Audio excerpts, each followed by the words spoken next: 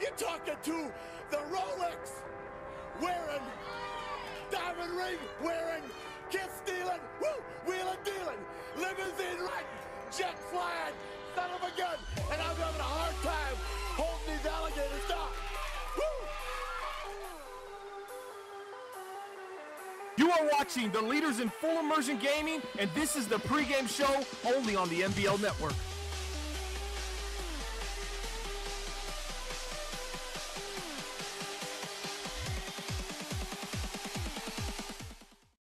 Playoff action continues here on the NBL Network. We got divisional round doubleheader here tonight on the NBL Network at twitch.tv/NBL Network, and of course over on YouTube at youtube.com/Madden Bomber League. We appreciate each and every one of you tuning in to the NBL Live pregame show, brought to you each and every week by web3ks.com.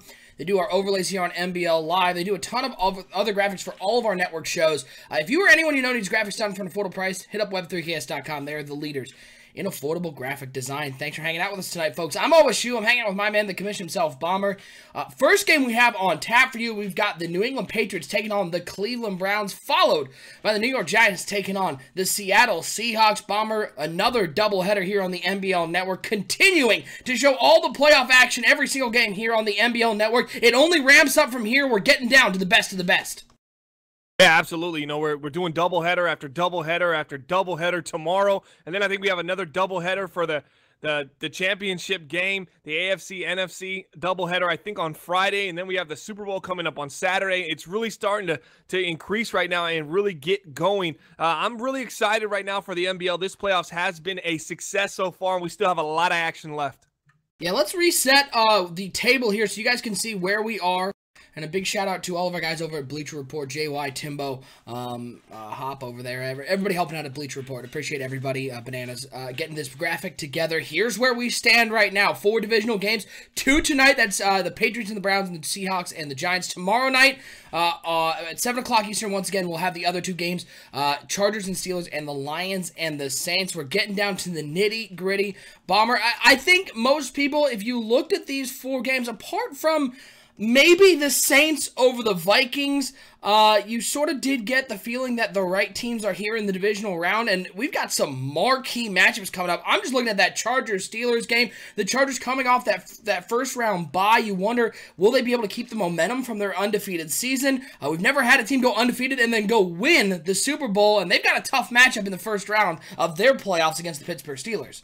Yeah, they're going to be tested early and often in this playoff run. As I said, nobody has ever gone perfect, and that means 16-0 in the regular season and win the Super Bowl. It's never happened. We've had 4 16-0 seasons, 1 from the Steelers, 2 from the Lions, and now 1 from the Los Angeles Chargers this Madden cycle, Los Angeles Chargers. So we've seen a lot of 16-0. I mean, 4 in 29 seasons. That happens, you know, especially in the last 15 seasons is when the 4 have happened. So it's happened a bit, a couple times, not as rare as it should be, but we've never had anybody steamroll through the playoffs and win it all and go for the perfect season, and the Chargers are going to be tested early. As you said, not a favorable matchup against the Pittsburgh Steelers, a team that likes to air it out, versus a team that likes to ground and pound, as we know, Melvin Gordon, a.k.a. Air Gordon, Gordon 2K. He broke the rushing record this year, had 2,100 yards. It's going to be a phenomenal matchup, and that's going to be a great game tomorrow night. Absolutely. An update, guys. We do have, for our subscribers, our emotes have been submitted. We're just waiting for approval from Twitch, so you'll be getting those momentarily. So look for that one. Hit that subscribe button so you can be able to use that. You're also going to want to be a part of that because during our Super Bowl broadcast on Saturday night, 9 o'clock Eastern Time, we'll be giving out our first of our NBL gift packs. Have to be a subscriber to win, so hit that subscribe button. If you have Amazon Prime, link it with your Twitch account. You get 1 free sub every 30 days. Use it here. It's valued at over $150. So you don't want to miss out on that. It's going to be a great gift pack. All right, let's take a look at our players to watch for today's first part of our doubleheader, the Patriots and the Browns. First on the side of the Cleveland Browns, of course, Jabril Peppers, and what a season this guy is having. Bomber, 75 tackles, 8 interceptions, 3 forced fumbles. He's also defended 9 passes. He is a do-it-all safety out of the University of Michigan. Bomber. This guy comes up. They love to use him aggressively. They love to bring him up into the box and stop the run with him. But if you drop him back in coverage, he is a guy the Patriots are going to have to know where he is because Jimmy Garoppolo has had trouble recognizing coverages over the last couple of games.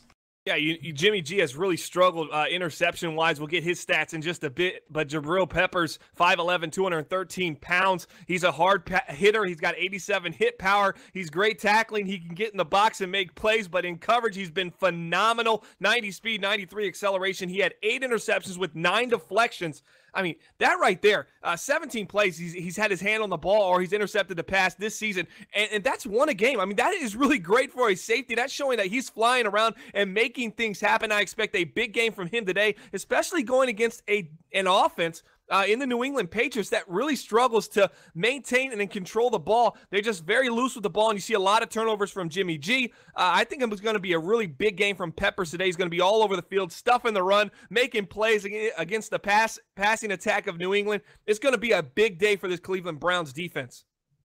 On the flip side, you're looking at Malcolm Butler of the New England Patriots. Had a nice game against the Jacksonville Jaguars. Really was effective in all phases of the game. 48 tackles, 10 passes deflected, and 4 interceptions. And he's going to be tasked playing against Jameis Winston. And much like Jimmy Garoppolo, Bomber, Winston's had some trouble, some turnover issues. And Malcolm Butler's going to be looking to capitalize on that. Because you got to think for the Patriots, as much as they've struggled to move the ball offensively, they're going to need maybe a score or 2 from their defense to walk away with a win today.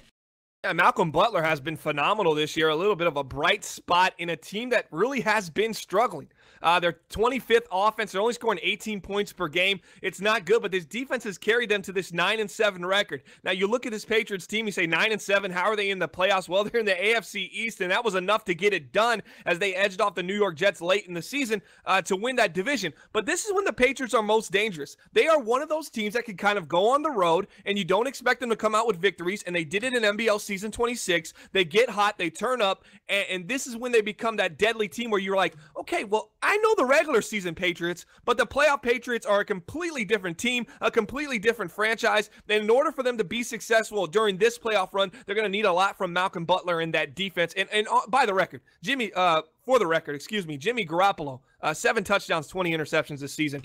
Not good. Not good at all. No. They're going to need a lot more from this defense than even I was predicting coming into here, because I just think this offense just really just cannot get it done right now. Big changes coming this offseason to this New England Patriots offense. I can bet you that. But right now they're stuck with this defense, and I think this defense is sneaky good. And if they get a couple turnovers and the offense turns into a little game manager role, we might have ourselves a really close ball game today, unlike many people are predicting. Yeah, Superwoman0688 in the chat saying, I wanted that controller, LOL. Don't worry, there is going to be one of those NBL custom controllers in that gift pack we're giving away during the Super Bowl broadcast. I see you're already a subscriber. If you're not a subscriber, hit that subscribe button so you can be entered to win that gift pack given away during the Super Bowl broadcast. Bomber, who do you like in this game? 2 teams I think everybody is sort of overlooking. Nobody thinks that these are real Super Bowl contenders. A win today gets them into the AFC Championship. We've seen these New England Patriots get to that AFC Championship in Season 26 and watch them, a team nobody really thought they were going to do anything, come out, win the AFC Championship, get to a Super Bowl. And that season, they beat the undefeated Pittsburgh Steelers. Are the Patriots having a little bit of that magic today, or the Cleveland Browns with Jameis Winston sort of a little bit on the rocks going to keep plugging through and get to an AFC Championship game? Well, this schedule actually favors. I was looking at this about a couple hours ago, and I had no faith in the Patriots. I still think this team, if they play like they played in the regular season, they're done. Their franchise is going to end. Their season's going to end right now. They're going to do a complete overhaul on the offense, and they're going to have to come back and be better next season offensively. But I'm looking at this. The fact that the Chargers are pairing up against the Steelers, that's kind of taking away 2 teams I think that would have given the Patriots the most problems. Now they get to play the Browns. Browns have been up and down. They've had their lows and their highs, and yeah, they finished on a strong point. They ended up winning the division, but we've seen Jameis Winston did very wild here, especially early in the season. He's still getting his feet wet in Cleveland. He's still trying to figure this out. They're not completely sold on him as the franchise quarterback, even though he's being paid like one. But let me play a little devil's advocate here and take the underdog. I'm going to go with the Patriots tonight. I think the Patriots pull an upset. I think they defeat the Browns 27-24. Somehow, it's going to be ugly. But I think with the Chargers playing the Steelers, this is the Patriots. They only have to win 2 more. If they can come away with this victory, they just have to win 2 more games, and they are the Super Bowl champions. As crazy as it sounds, this team just has to get hot in a short amount of time, and this could be one of the most just underdog stories of all time in the NBL if the Patriots can come away with the win today, and maybe this steamrolls some type of crazy momentum down the stretch, and we see this underdog kind of push through to the Super Bowl. Well, we will. There's only one way to find out. As soon as those predictions get in the chat, keep putting those in the chat. We'll read those throughout the first quarter, folks. But let's get this header underway. Let's get the divisional round here in the NBL playoffs rolling. Coming up next, it's AFC divisional round action to the New England Patriots and the Cleveland Browns. One spot in the AFC Championship will be filled, and it's coming up right now here on NBL Live.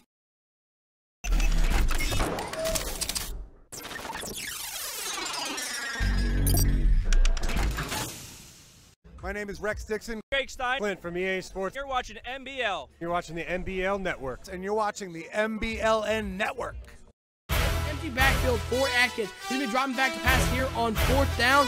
He's looking deep over the middle. He has a man. It's Brandon Cooks who catches it, makes a man miss.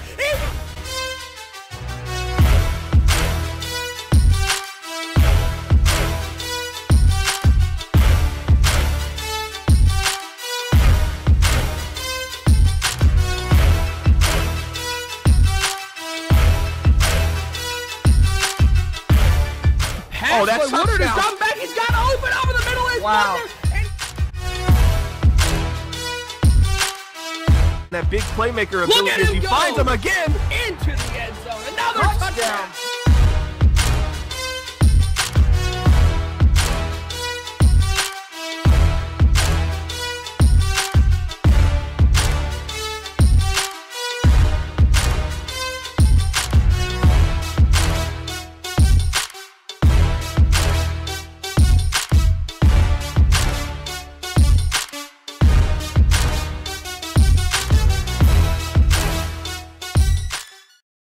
Divisional round playoff action gets underway tonight, folks, and we've got two great battles. Doubleheader once again here on the NBL Network at twitch.tv/NBL Network. We appreciate each and every one of you tuning in. This is game one of the doubleheader. It is the New England Patriots coming in champions of the AFC East, taking on the Cleveland Browns, champions of the AFC North.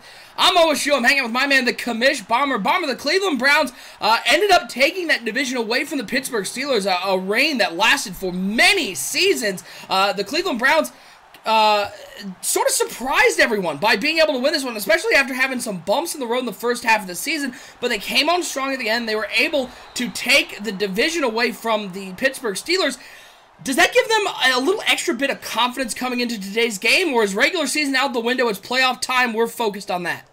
Yeah, I think it's a morale booster. I think Cleveland fans would say the same thing. Cleveland ownership says the same thing. Finally, they got over the hump. They gave themselves a 3-year plan to win that division. It didn't happen in 3, but it happened in 4. I think they would take it any day of the week because many didn't think they'd ever win this division, and they went ahead and did it, and they swept the season series against the Pittsburgh Steelers. That was huge for this team's confidence. Now, let's see if they can capitalize it because winning in the playoffs is pretty much all that matters right now in the NBL. 1st and 10, it's a play-action pass for James Winston's going to be throwing it on 1st down, looks deep down the middle of the field, has a man, and he's got room down the seam. 20, 10, 1 play, 1 score, touchdown, Browns. Corey Coleman splits the 2 deep safeties and takes it 75 yards to the house. The home team is on top here, 6-0. What a play from Jameis Winston.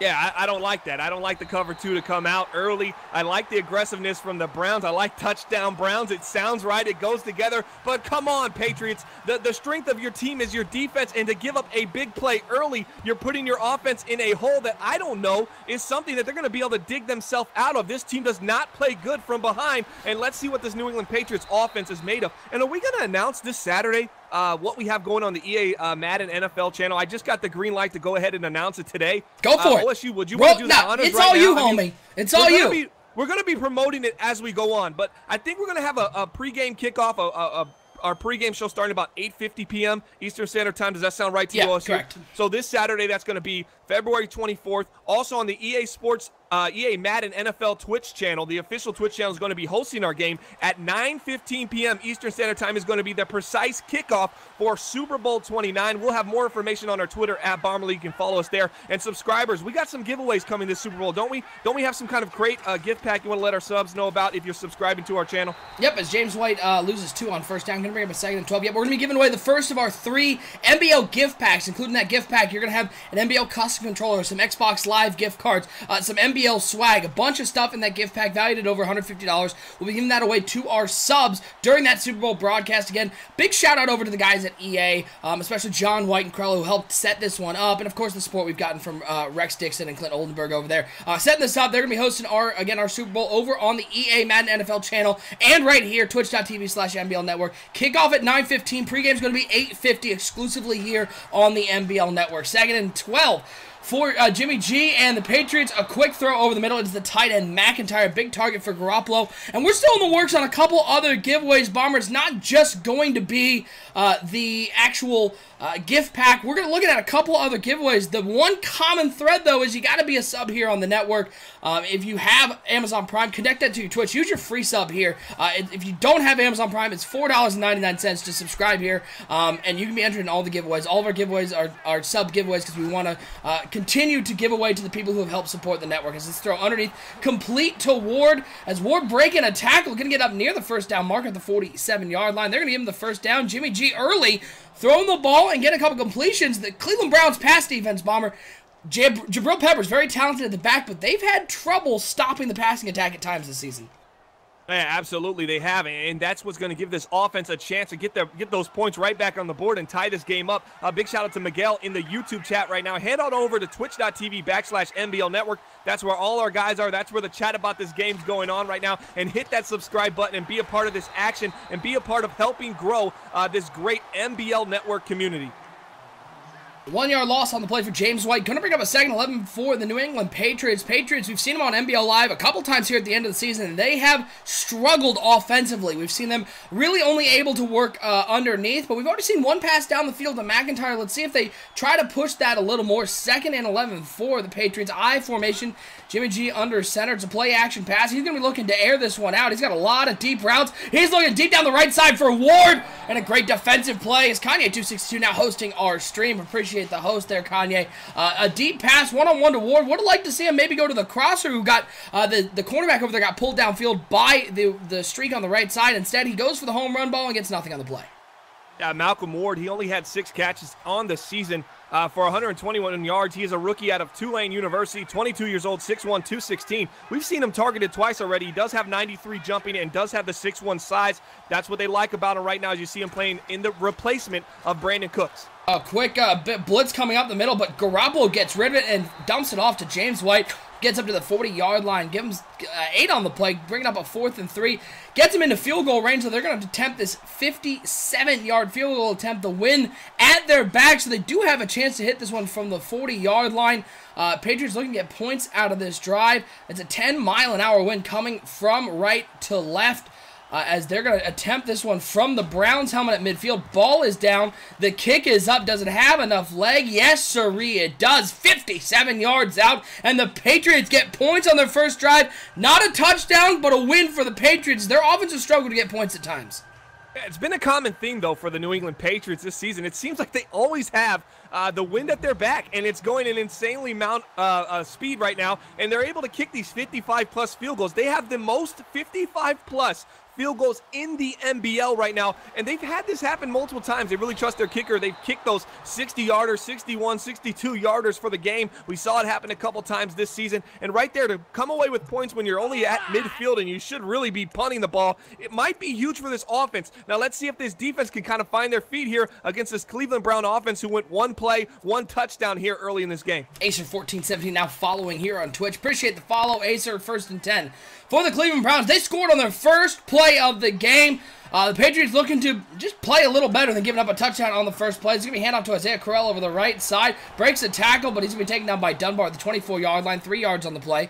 Going to bring up a 2nd and 7. Bomber. This Cleveland Browns team played without Isaiah Crowell for a big chunk of the season. They got him back just in time for the playoffs, and he is a huge part of this offense. Yeah, they call him the Crow in Cleveland, and he has been balling ever since this Madden cycle started. He's been big. He averages 4.3 yards per carry this year. Only 90 carries. As he said, he's had an injury-prone year. But last year, 153 carries, 188 carries, and he's had over 20 touchdowns in the last 2 seasons combined. This is a big deal part of their offense right now in Cleveland. 2nd and 7 for the Browns. It's going to be Jameis Winston driving back to pass. Quick out route to the right side. It is complete down to the 39-yard line. Mitchell with the catch there. It's a first down for the Browns, playing without Zach DeManch. Got hurt in their last game of the season in Week 17. One of their big targets may be back for the Super Bowl, may not. It's a questionable play there, but no Zach DeManch. So they're going to be relying, as Crowell takes the ball right up the middle, he'll get a couple on the play. They're going to be relying on not only Corey Coleman and Mitchell, but Josh Gordon, Bomber, who on NBL Live, who's had a couple of nice games under the big lights. Yeah, absolutely love Josh Gordon, especially on the big stage. He's come up big. He has, I believe, 2 player of the game winners, or maybe 1 player of the game. You can find it on 365.maddenbomberleague.com, the same website. You can actually apply to join this community, work your way up through our Grid Developmental League. But yes, Josh Gordon has been a big player for this team, especially in the bright lights. When a couple guys come up short and they're getting a little nervous when the big lights hit, Josh Gordon, you see him in the slot on the left side right there. Just watch out for him. He makes big plays on NBL Live. Shotgun formation as Superwoman 0688 now following here on Twitch. Quick pass underneath. It is complete. It's a first down for the Browns. Winston 3 of 3 to start this game, and it's key for Jameis Winston to get off to a good start, Bomber, because we've seen Jameis Winston gets behind the 8 ball a little bit. If he doesn't get into a rhythm, it's a bad news for this passing attack. Yeah, it really is. They need to get it going underneath, get his feet set, get his confidence going. It's really big because we've seen Winston really struggle this season. But I think with Crowell being back and this offense looking, pretty prime coming off a division win, they feel comfortable as they run a nice little counter play to Isaiah Crowell, and he's a truck stick guru. 3 rushes for 17 yards as he gets down to the 37. Who won that controller giveaway? By the way, for those who missed it, I think we had a guy in the grid actually win. Yeah, Lil Fish. Lil Fish. Okay, Lil Fish in the chat right now. Big shout out to him.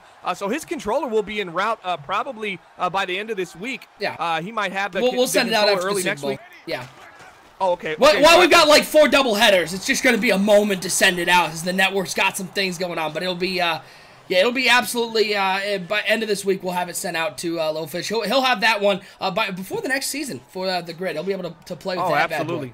There you go. So basically, all the money that comes in through this $4.99 per month payment is going to be going right back out to the community, and we're doing it through giveaways where you don't pay any shipping, no cost to you, an opportunity to win some NBL swag, and people absolutely love that as Jameis Winston continues to go underneath, but a big hit there by number 24 of the New England Patriots. But I say so far, A+ for Jameis Winston about 3/4 into this 4th quarter. And now 3rd and 1, an opportunity for New England to get off the field, though. David Njoku, tight end for the Browns, a big target. They love him in the passing game, and he actually adds a nice dimension to this passing attack. Look for him. It's on 3rd and 1. It's going to be handoff to Grill over the right side. He's got the first down and more.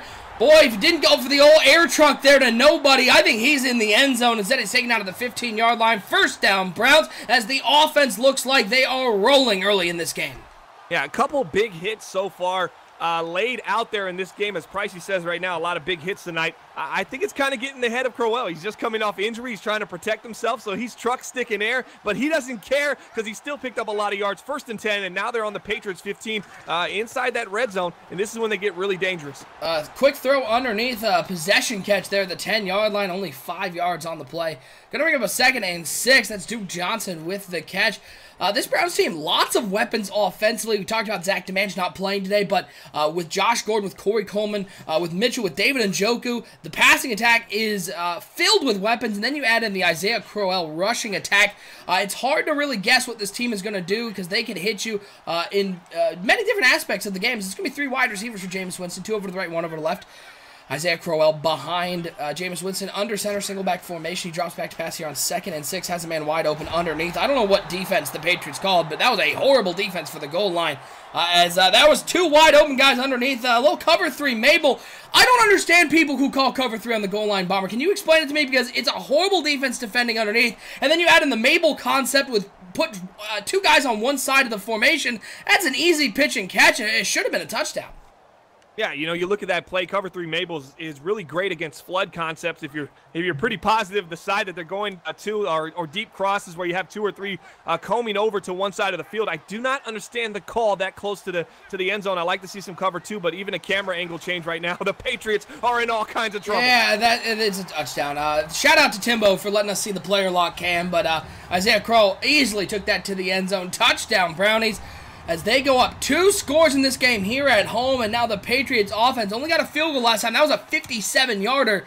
So the Patriots offense didn't look bad, but they're going to have to find a way to push the ball down the field and get some points. And this is a team who we saw against the Los Angeles Chargers, Bomber, forced 2 turnovers inside their own territory. Only got field goals on those drives. They've struggled to find the end zone, and now they're playing from behind on the road. But a big kick return could help that, as he's got some room on the right side. He's to the 40, to the 30. Oh, but a flag down on the play. It's going to be a block in the back, way behind the play, and brings it all the way back to the 44-yard line. Wow, wow, wow. A mistake by the New England Patriots.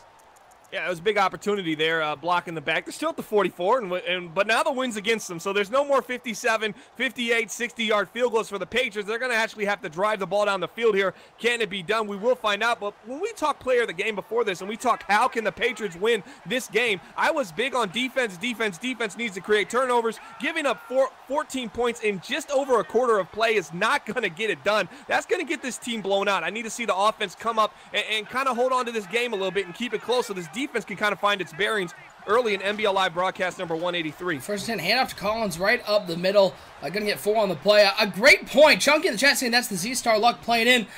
We have known, I believe I don't think it's a fact. We haven't gotten camera proof, Bomber, but I'm pretty sure we're all assuming that Z-Star does bathe in the blood of leprechauns, considering how lucky these Cleveland Browns been down the stretch. You know, they say the Browns are the luckiest team in the NBL. I mean, it's almost like the Minnesota Vikings of the NFL in this last season. So many great things going their way. But I'll tell you what, this Browns team is a lot more talented than that. And yes, they do get luck going their way. We've seen a high pass go low, and that was exactly what they needed to beat the Pittsburgh Steelers. So we've seen a lot of positive things right now as the pressure gets to them, to Jimmy G, and he just can't get rid of the ball. And right there, that's where you got to capitalize.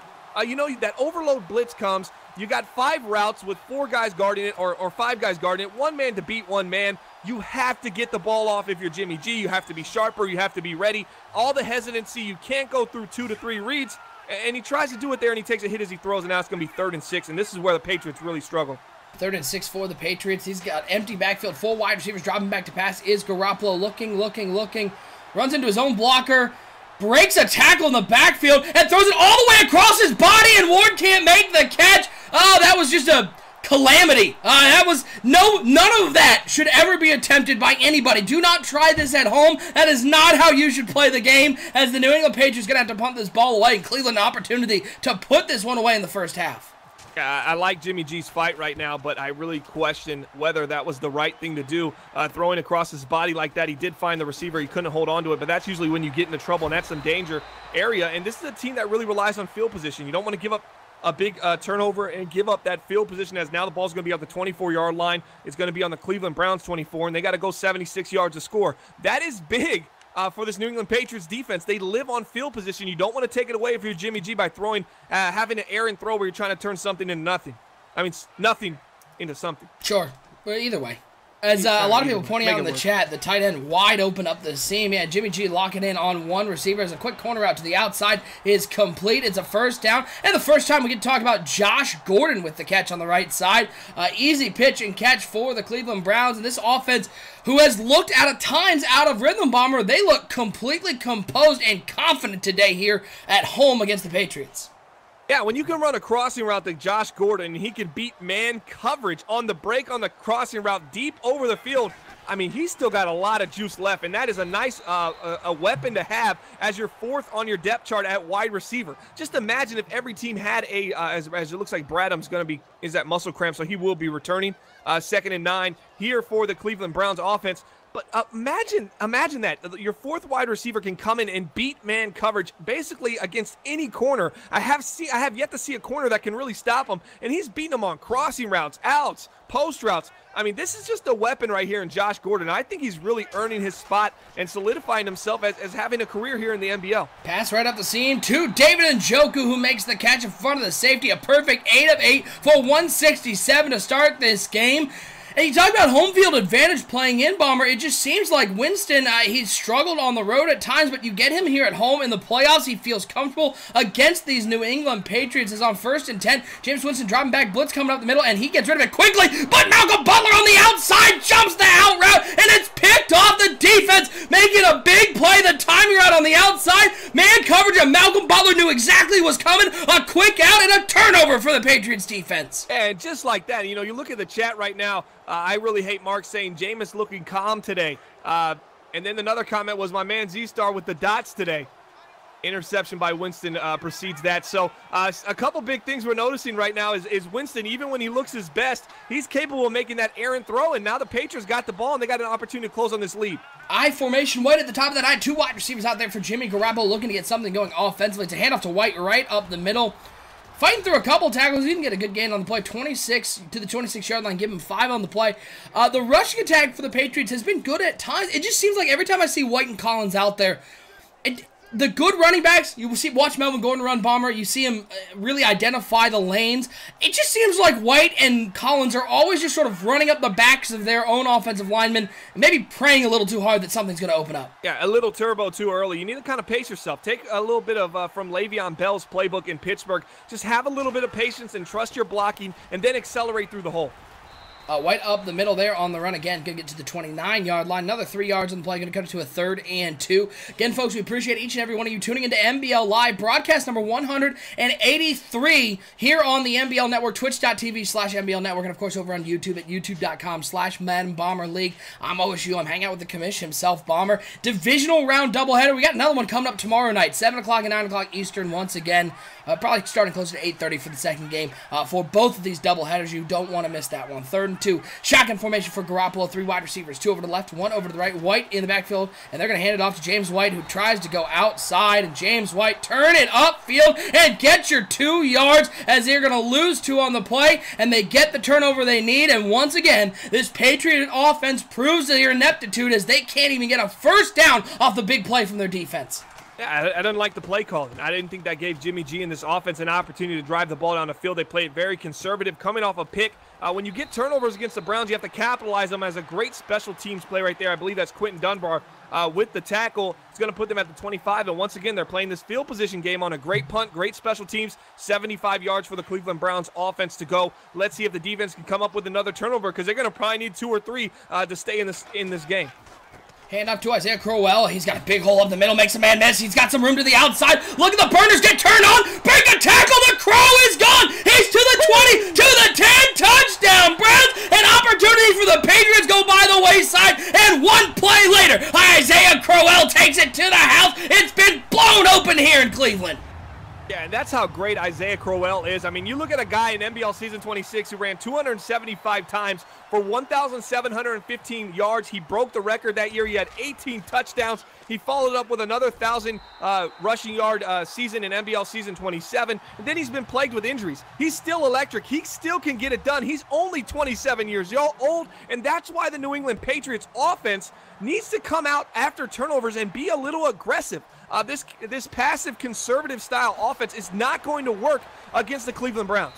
A rare instance of the fat lady warming up in the first half. Well, we've seen some amazing comebacks here on NBL Live, so you never count a team out. But she's definitely in the building, and she's definitely in her dressing room. Let's just say that. 21 to 3-year score. We're going to have to see something from this Patriots offense to keep the fat lady off the stage, because so far the offense for the Patriots has been anemic at best. So we saw them push the ball down the field a little bit on that first drive, and they just have gone away from it here. Doesn't seem like Jimmy Garoppolo has a whole lot of confidence to pass the ball. As on 1st and 10, it's Garoppolo in the shotgun, 3 wide receivers. Marvin Jones Jr. coming in motion from the left side, going to come tight to the formation. 2 in the backfield, White to Garoppolo's left, Collins to his right. He drops back on 1st and 10, looks underneath, and throws it directly to the Browns defender, who gets lost on his way to the end zone. Pierce should have just been in the end zone, but apparently, you make a wrong turn every once in a while. It's a turnover for the Patriots. Now the fat lady is definitely on the side of the stage, Bomber, because the one thing the Patriots offense can't do is turn the ball over, and they've given the Browns great field position. He actually had the halfback. He had a little bit of an out route, flat, high-low concept to the left side of the field. Jimmy G decides not to look at that, even though he had the halfback wide open. He decides to throw the drag insanely early in between the hash and just airmails it just a little bit, and he gets picked off. Oh, and Isaiah Crowell doing what Isaiah Crowell does. Catches the ball, turns it upfield, gets 18 on the play to the 5-yard line. And if it weren't for a nice play by Malcolm Butler on the out route on that earlier drive where they were already into enemy territory, this would already be at 28 to 3. A ball on the 5-yard lines. We've hit the 2-minute warning. Bomber, Yeah, it's a dumb question, but we got to find something to talk about. Is there any chance the Patriots come back in this game from what you've seen from this Patriots team?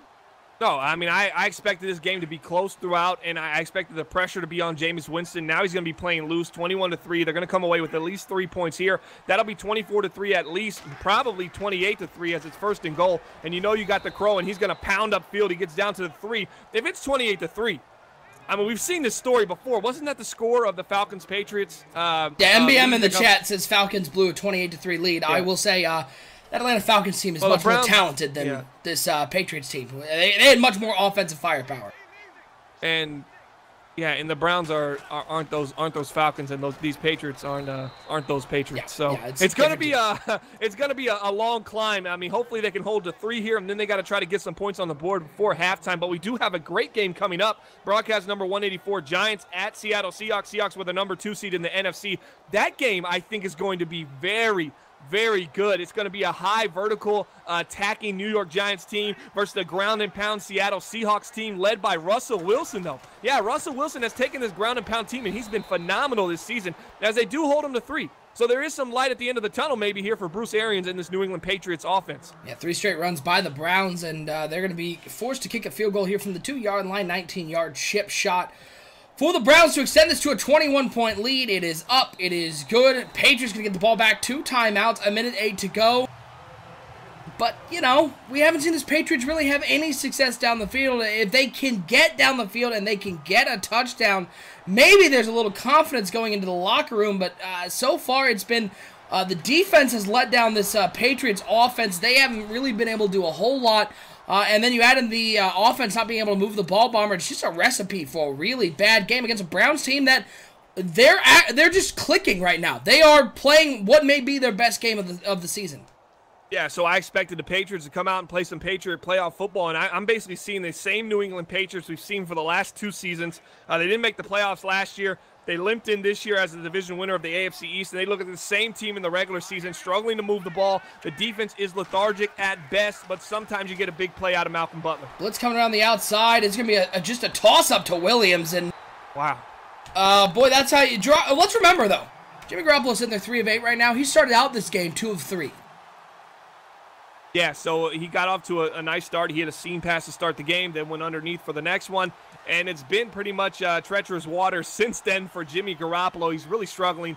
And I don't know how he calms down, because I have yet to see him bounce back from a struggled first half and kind of lead a comeback charge for the Patriots this year. Looks over in the middle of the field for Ward. It is complete at the 39-yard line. Nice throw there by Garoppolo. They're going to hurry back to the line, try to get something going. 2 timeouts remaining. 48 seconds and counting here in the first half, as it's going to be Garoppolo in the shotgun. 4 wide receivers. Ward coming in motion. He's going to drop back to pass here on 1st and 10. Looking. He's going to find Ward underneath. He'll go out of bounds at the 43-yard line. Bomber, any sense? I mean, I know we've seen a pattern from this Patriots team. Is there any sense there's a hangover from that win over the Jacksonville Jaguars in the first round of the playoffs? A very emotional win, a huge play at the end of the game, a big high for this Patriots team. Any sort of hangover, or is this just who the Patriots are? I mean, it might just be who they are. I mean, that game was supposed to go to overtime. They needed pretty much a wildcat Hail Mary, and it ended up working. They won the game with no time on the clock remaining. I mean, pretty unbelievable, but that looks like this is where the road's going to end for the New England Patriots. As Garoppolo sidearms that one to James White, and White gets hit immediately. Colts are in the chat right now saying, oh, Jimmy G, do you need a Snickers? Because you're not looking like yourself. But actually, he is looking like himself. He's pretty much looked this way the entire season. If we're offering Snickers, I'll take a Snickers. You'll take a couple? Yeah, King size? Oh, okay. Absolutely. Only way to go. 3rd and 6 for the fat guy takes the candy. 3rd and 6 for the New England Patriots. He's going to empty out the backfield, put 4 wide receivers out there, 1 tight end, and the Browns going to get a little aggressive there, give them a little 5-yard, little gift to the New England Patriots. 34 seconds to go here in the first half. Again, folks, first half of our doubleheader. We've got another game coming up, Giants and the Seahawks. That should be a great game, Bomber. I'm excited to see how that one turns out. It seems very evenly matched up. Yeah, so we're talking Giants-Seahawks as a matched-up game. Absolutely. These teams are probably more similar, even though they are very different styles of play. just the production on the field is very similar in the sense that they both have different strategies, but they both win about the same amount of games, and they're on that same kind of path and trajectory right now. This is going to be a great game we have upcoming in our main event here. It's going to be the Giants at Seattle. You got to stick around for that one because I'm really excited for that game. As they run the ball there on 3rd down and get bailed out because somebody on the Browns sideline got hurt. And so Cleveland's forced to use one of their timeouts. New England saves both of theirs. They're on the 48-yard line, 30 seconds to go. Jimmy Garoppolo comes out, 3 wide receivers, 2 to the right, 1 over to the left side. James White to the left of Jimmy Garoppolo. 1st and 10 for the New England Patriots. McIntyre also out there at tight end on the right side of that formation. He drops back on 1st and 10. Garoppolo's taking a deep shot down the right side, looking for Ward, and Ward, does he make the catch? No, it's stripped away. They've tried to go deep a couple times to Ward. This Browns defense is up to the task, though. Incomplete pass. Going to bring up a 2nd and 10. Yeah, you notice something with Jimmy Garoppolo. This is probably my 3rd game I've seen him this season.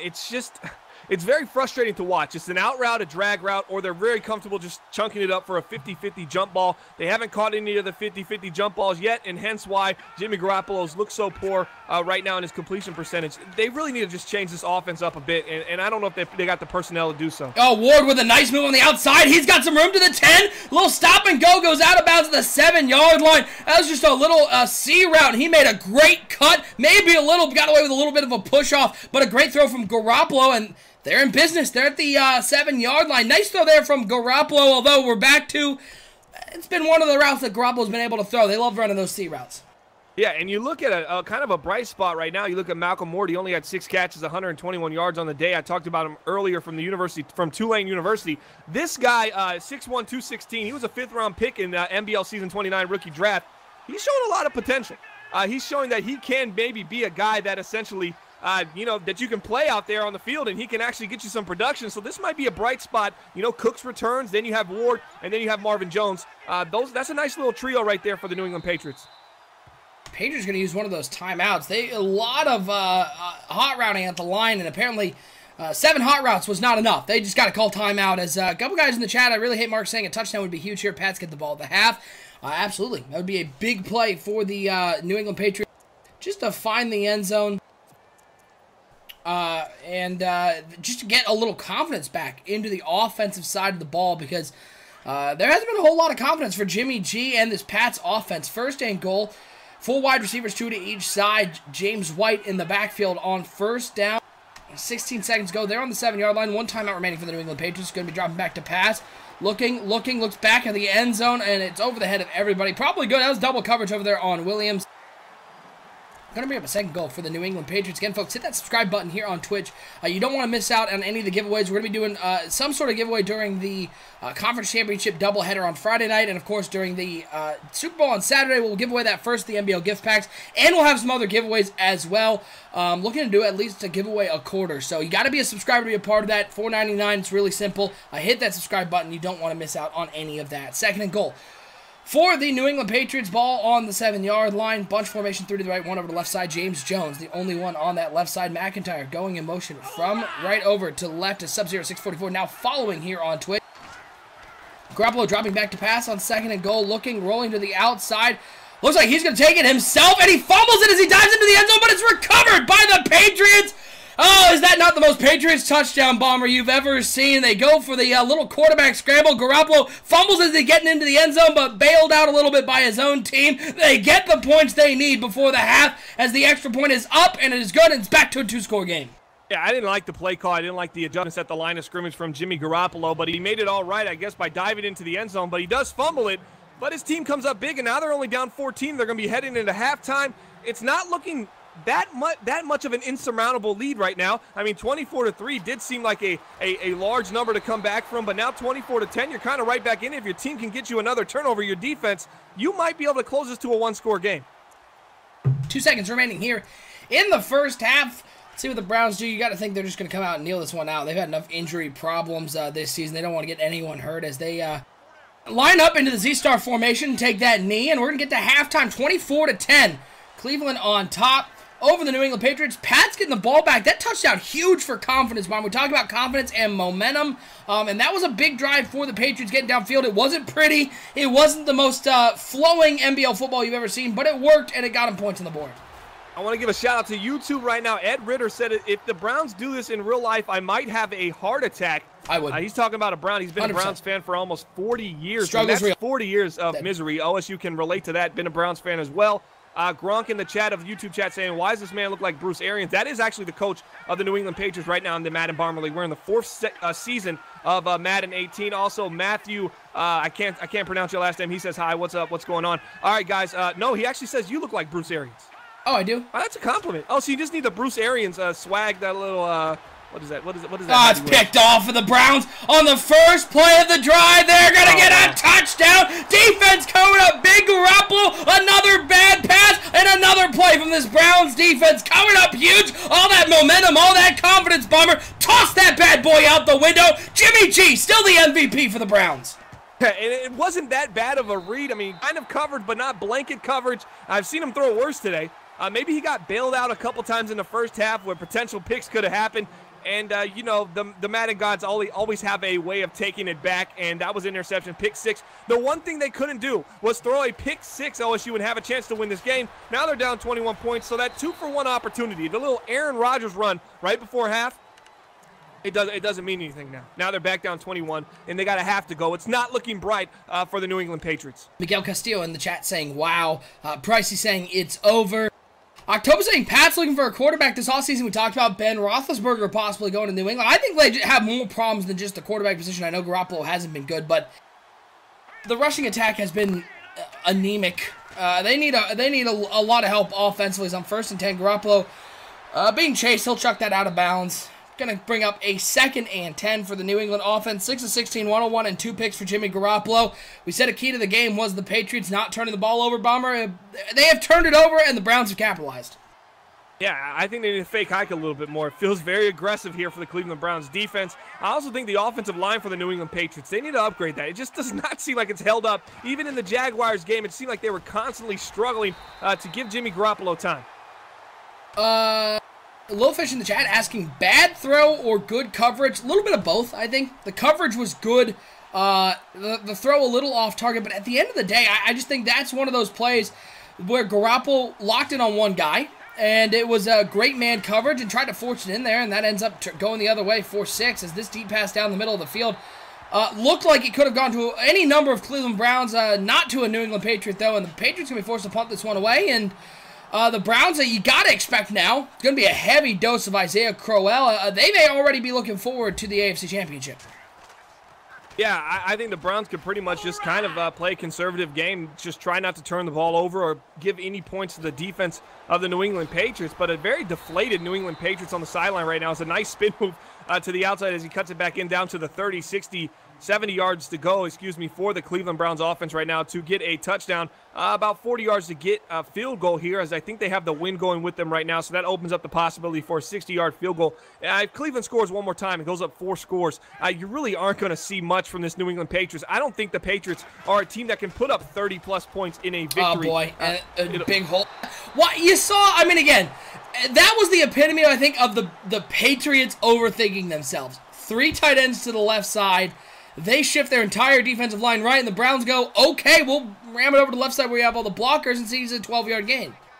Yeah, it really is. They're just completely falling. It's almost like the Browns offense is 2 steps ahead from the New England Patriots defensive coordinator, and you can probably say that on both sides of the ball. And how physical has Isaiah Crowell been today? He looks completely phenomenal right now as he gets stuffed there, and it looks like, oh man, injury timeout. That could be the Crow going down. We've seen it happen before, so that could be big. But this Patriots offense, this team is only averaging 18 points per game, and guess how much their defense is averaging giving up per game? 18 points per game. It is. This is a mediocre 500 team right here. They've already given up 31 points. They only have 10 with 2 quarters left to go. This will be a steep climb for this New England Patriots team.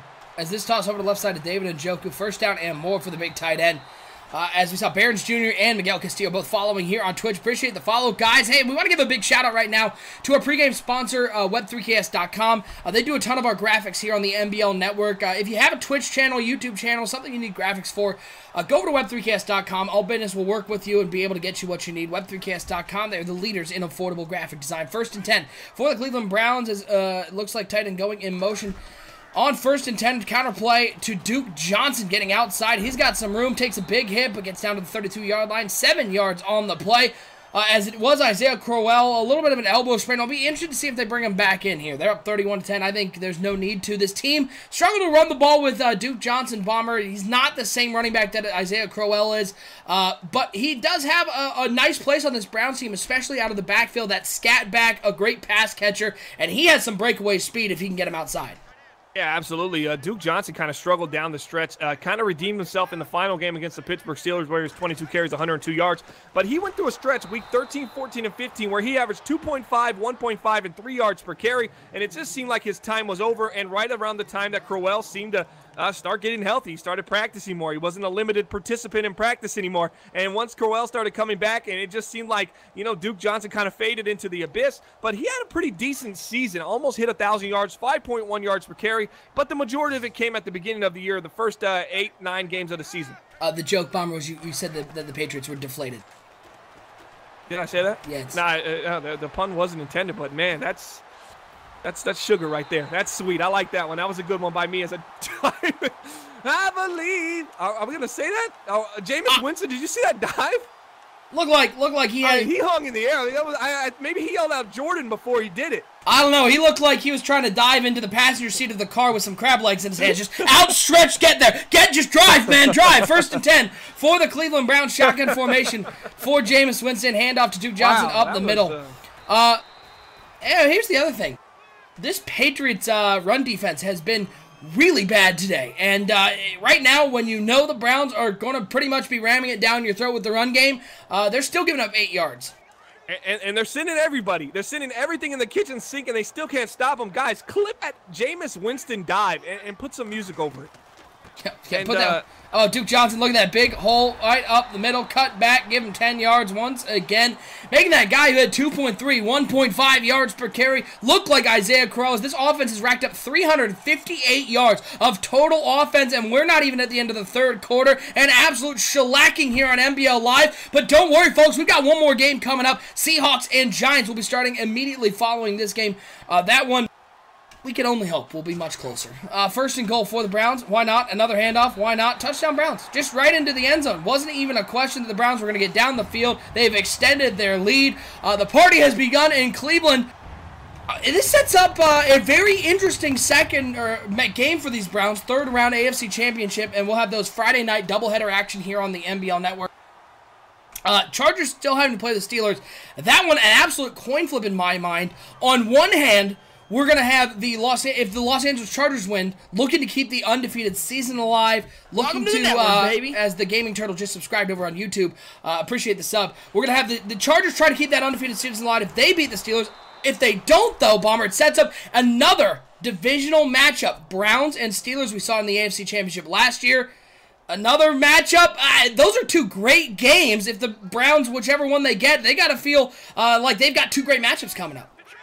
Yeah, they do, and I think they're happy for it. They're fortunate that these two powerhouses, the franchise of the Pittsburgh Steelers, arguably, as there goes the out route, when in doubt, out route. That's the New England Patriots motto. Guys, I mean, look at what we have going on here. The path for the Browns is very easy. I mean, they just beat the Patriots, who were 9-7, and they played like the Patriots of the regular season. This was a walkthrough victory for them, and now they have the two powerhouses, the undefeated Los Angeles Chargers, and are arguably one of the best dynasties to ever do it in the NBL, taking on each other, and they get to play the winner of that, as opposed to having to play one and then the other. So it was kind of a path of least resistance for them right now. As he tosses it underneath to James White, had the tight end on the crosser, was going to be coming open, but dumps it off underneath. They never got about 2nd and 5 for the New England Patriots. Bomber, benefit of a weak division. They did win their division games. I think they went undefeated inside their division, which was the key to them getting to the playoffs. And then as King J Wash 504 now following here on Twitch as Jimmy G goes down. Bradley Roby coming from the secondary to bring him down for a sack. Weak division. Coming away with a win against the Jaguars team, maybe a little overinflated, and the Patriots, but they still look like the best team in that division, Bomber. That's the part, is that AFC East is really weak, and even how bad this Patriots team has been, I mean, is there a team that's better than the Patriots out there in the East? I would stay away from it. If I was betting and I was putting my own money on these games, that would be a division that I would stay away from, just because those teams are just I don't want to be negative here, but some of them are. It's just so bad that it's hard to decide who really has the competitive advantage over there. I like the Jets coming into this year, but they never lived up to the hype.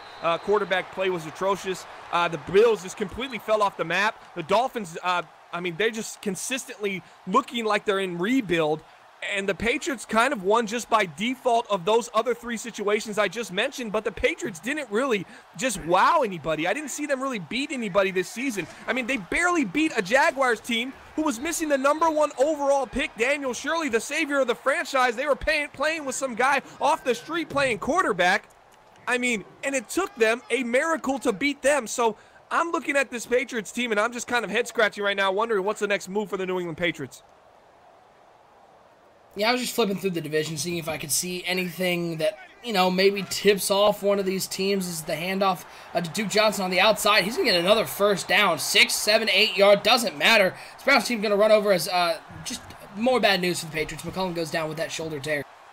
If there's one team, I go maybe.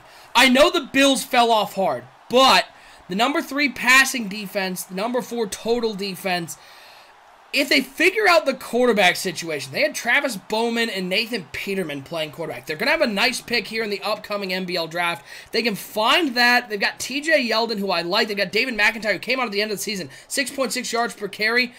Maybe the Bills. I mean, again, you're looking at the Patriots.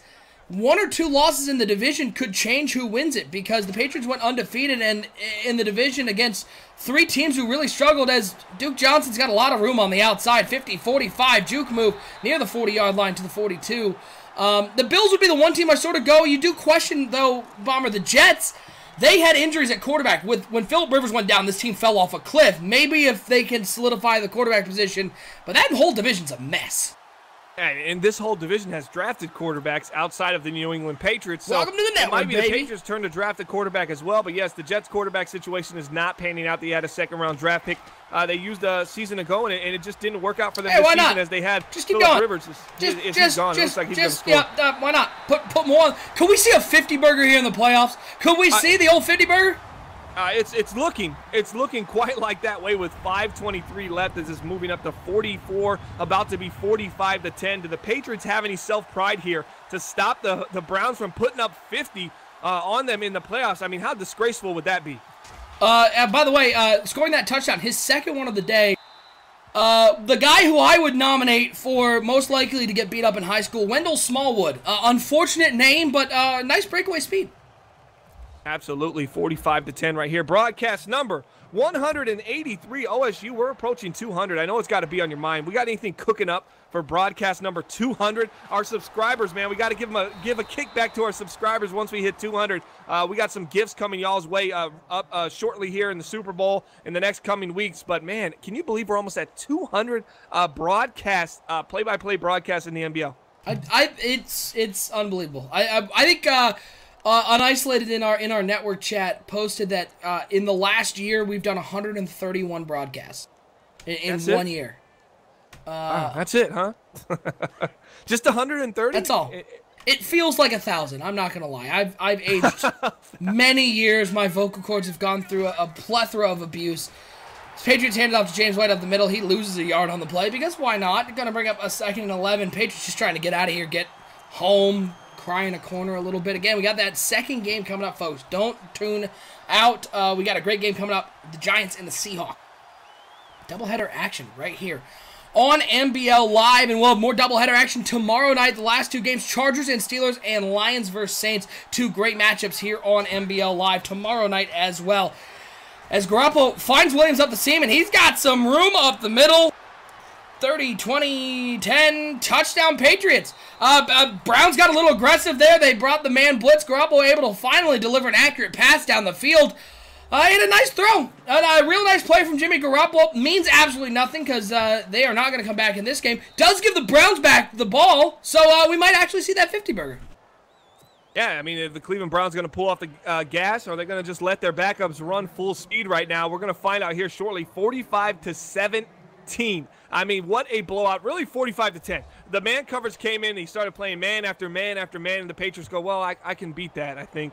and Jimmy Garoppolo throws a slot post, picks up the touchdown. 45-17. Not surprised really with the score. I wanted to see the Patriots win, believe it or not. I just wanted to see an upset. You like seeing those underdogs come out and win, but they proved why they're the underdog. I mean, they're just not the better team right now, and that's why they're getting blown out. I really hate Mark saying up 35 cents an all-out blitz. Star has a cold heart. This Browns team is aggressive, and they've played well. If they come out like this, the question, you may be asked is, did they peak too soon here in the playoffs? This is the best game we have seen, as Duke Johnson is continuing to make the New England defense look silly, as he's up to 72 yards. The question is, did they peak too soon, Bomber? Is there any chance of peaking too soon? It seems like the Browns came out. This is the best game I've seen them play in a long time, and they used it against a team they could have beat, it looks like, with even a mediocre game. Do you worry about them maybe next round coming out flat?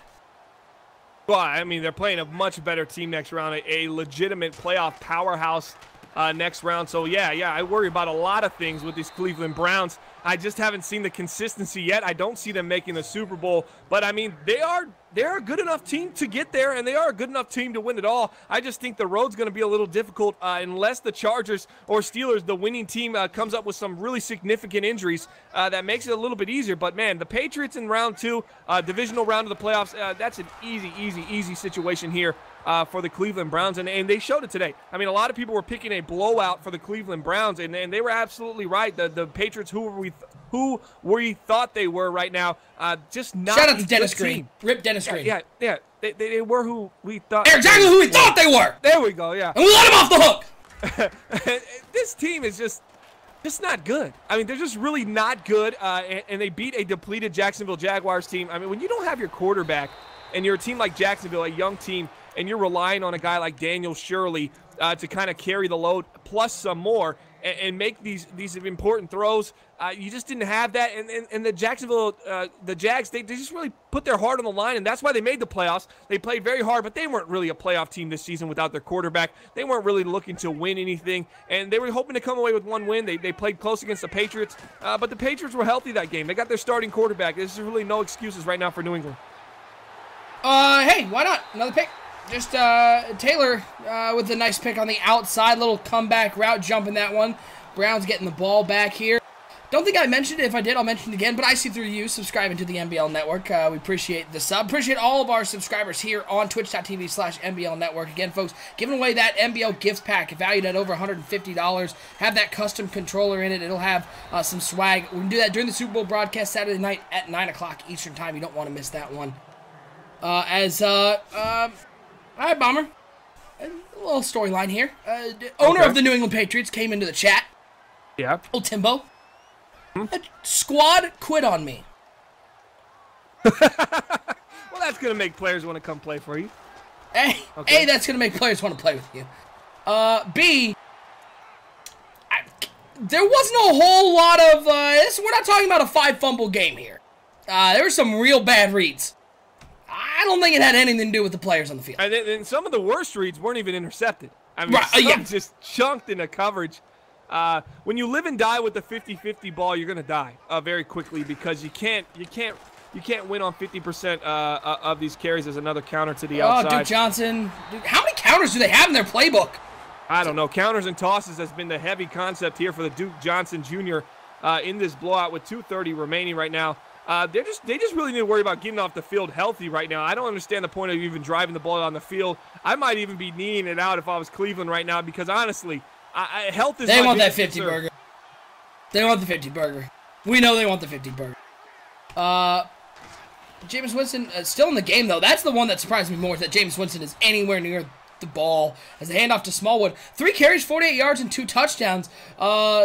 Maybe overcompensating for the last name, but having a nice game. He's got a little action here as Isaiah Crowell went down early.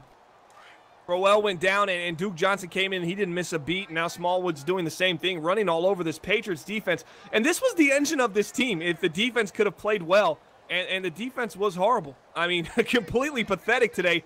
Didn't do anything positive as this game is essentially over here for the Cleveland Browns. I mean, for the New England Patriots, as the Browns are going to advance, and they're going to wait the winner of the Los Angeles Chargers, Pittsburgh Steelers, that we'll see tomorrow night on another doubleheader. So that's 6 broadcasts with OSU. You get in 3 games, in 3 days, excuse me. I mean, that's going to be a gruesome little run. Woo! And then add another 2 on Friday and 1 on Saturday. We got non-stop NBL action. If you're a fan of the NBL Network, it's a great week to be a part of this. It's 3rd and 3. We're down under 2 minutes to go. We actually have the other game is loading up right now. We'll wait to see the end of this drive because I know some people want to see if the 50-burger happens. But if we start seeing them taking knees or something, we'll flip over to that game. We're still going to do a player of the game and a quick pregame show. Bombers, their team, if you're the Cleveland Browns, a team you'd rather face in the first round, the Steelers, you've played them twice this season already. The Chargers undefeated. Is there any edge one way or the other?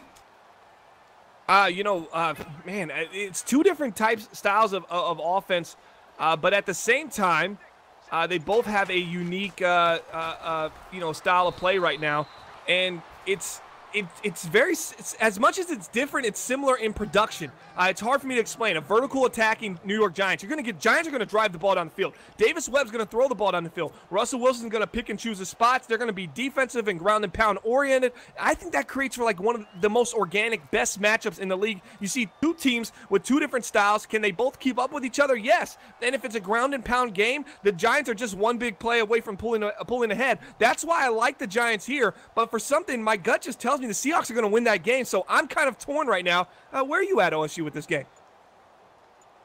I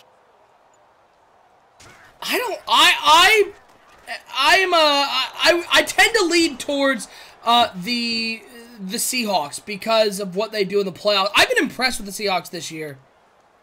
Hold on, I gotta handle something.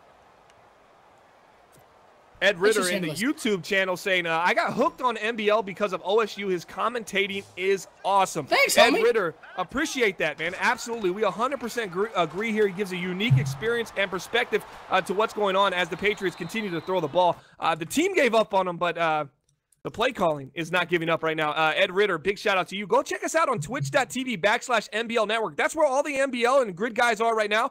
They're having back and forth conversations about the game as we're talking about NBL Season 29 playoffs. And we got some upcoming stuff, man. Hit the subscribe button over there. It's $4.99 per month. You get involved in all these drawings. You're gonna have opportunities to win prizes on prizes on prizes. $150 valued crate coming up on the Super Bowl 29, which is going to be February 24th, this Saturday. Pregame starts at 8:50 p.m. Eastern Standard Time. We're going to announce some awards. We got a Hall of Famer that we're inducting into the NBL. So a lot of cool stuff. Another C route there for Jimmy Ward. Ward we've already flipped away from the game, by the way. Oh, we're off that game. Okay, yeah, so we're off that game. We're on to the next one. We're heading over to Bananas and the New York Giants. Just waiting for them to get in the lobby. But we got to do a player of the game here for 183. The rushing game was very good, Bomber. It was Crowell was huge. I'd lean towards Jameis Winston, though, if for no reason, as, by the way, in that game, ends with a Jimmy Garoppolo pick that is then fumbled by the Browns, then McIntyre runs in the fumble by the pick. It was a very weird play. Oh, that was weird. Yeah. It was a weird play. It was a pick, then a fumble, then returned. The Patriots do score. It's going to go final 45-24, somewhere around there. I would lean towards Jameis Winston, though, because I think his play was surprising to me. I didn't expect a lot from him. The rhythm he set early, I think, set everything up. The early touchdown to Corey Coleman, and then it just turned to Isaiah Crowell. But, I mean, what do you think? So where we're at, we're player of the game. Winston, it's Crowell. You think Crowell? Yeah. Yeah, I just think Crowell just looked dominant and slammed the door. Set the tone, and it just kind of kind of exposed what the issue was going to be this game. The ground and pound of the Cleveland Browns was just too much for the New England Patriots, a team that just limped into the playoffs, had a miracle run against the Jacksonville Jaguars in the wild card round, a quarterback-less Jags team, and the Patriots. I mean, I just don't know. I love loss of words. You see them on that final drive right there calling timeouts when they're down so much. They fought to the very end, but this team just, I mean, as much fight as they might have in them, as Decca said earlier, they just lack the talent, and the lack of talent is a big deal in the playoffs. Yeah, well, Isaiah Crowell's going to be your player of the game for Broadcast 183. Again, if you want to check out all of our player of the game selections, head over to our website, 365.maddenbomberleague.com. Check it back all the way back to broadcast number 1. We're going to keep rolling here on the NBL Network, though. A great game coming up next. It is the Giants and the Seahawks. Browns are already into the AFC Championship. We're going to fill one spot in the NFC Championship coming up next, Bomber. And let's take a look at the players to watch coming up for this game between the Giants and the Seahawks. On the side of the New York Giants, it is Landon Collins, the safety for the Giants. 58 tackles, 11 picks, and 11 passes deflected. Very similar to Jabril Peppers, maybe having a little bit bigger game, bigger season than Peppers. He's just an emotional leader of this defense. The Giants team, I don't know how much Landon Collins is going to play in the passing game, though. We know what the Seahawks are. They're a ground and pound team with Russell Wilson, but they do like to take their shots over the top, and Landon Collins is going to be a big part of defending those big plays. Yeah, the two defensive players we spoke about last game, which was NBL Live Broadcast 183. You just watched it, Browns Patriots. We talked about these defensive players because it was important because they were going to get a lot of opportunities to make these plays. Russell Wilson, he's posting a career high in QBR for the Seattle Seahawks right now. I know Landon Collins has 11 picks with 11 pass deflections, but Russell Wilson, 31 years old, making that mega bucks. I mean, he signed a $170, $180 million deal, 8 years. I think it was a 7-year, $160 million. He's at 127 QBR, 26 touchdowns, 6 interceptions with a 71% completion percentage. This guy isn't going to make many mistakes, but if Landon Collins can capitalize on the 1 to 2 throws, just maybe, that Russell Wilson kind of puts out there and he makes a play on it, that could be the difference maker in this game. Flip side for the Seattle Seahawks, all starts with the quarterback, Russell Wilson. He may be having his best year. I think he absolutely is having his best year. 70% completion percentage, 3,500 yards, quarterback rating this season of 128.2, 26 touchdowns, 6 interceptions. Bomber, this is a Russell Wilson we've never seen with the Seattle Seahawks. It's always been a rushing first team, a Thomas Rawls pounding offense with Russell Wilson just sort of throwing the ball maybe 10, 15 times a game. But they've had some struggles in the playoffs ever since their Super Bowl title in season 26. They're looking to sort of evolve the offense, and it starts with Russell Wilson. And when you have a quarterback rating of 128.2, 26 touchdowns, 6 interceptions, he's not turning the ball over. He's making the right plays at the right time. We may see a different-looking Seattle Seahawks offense today.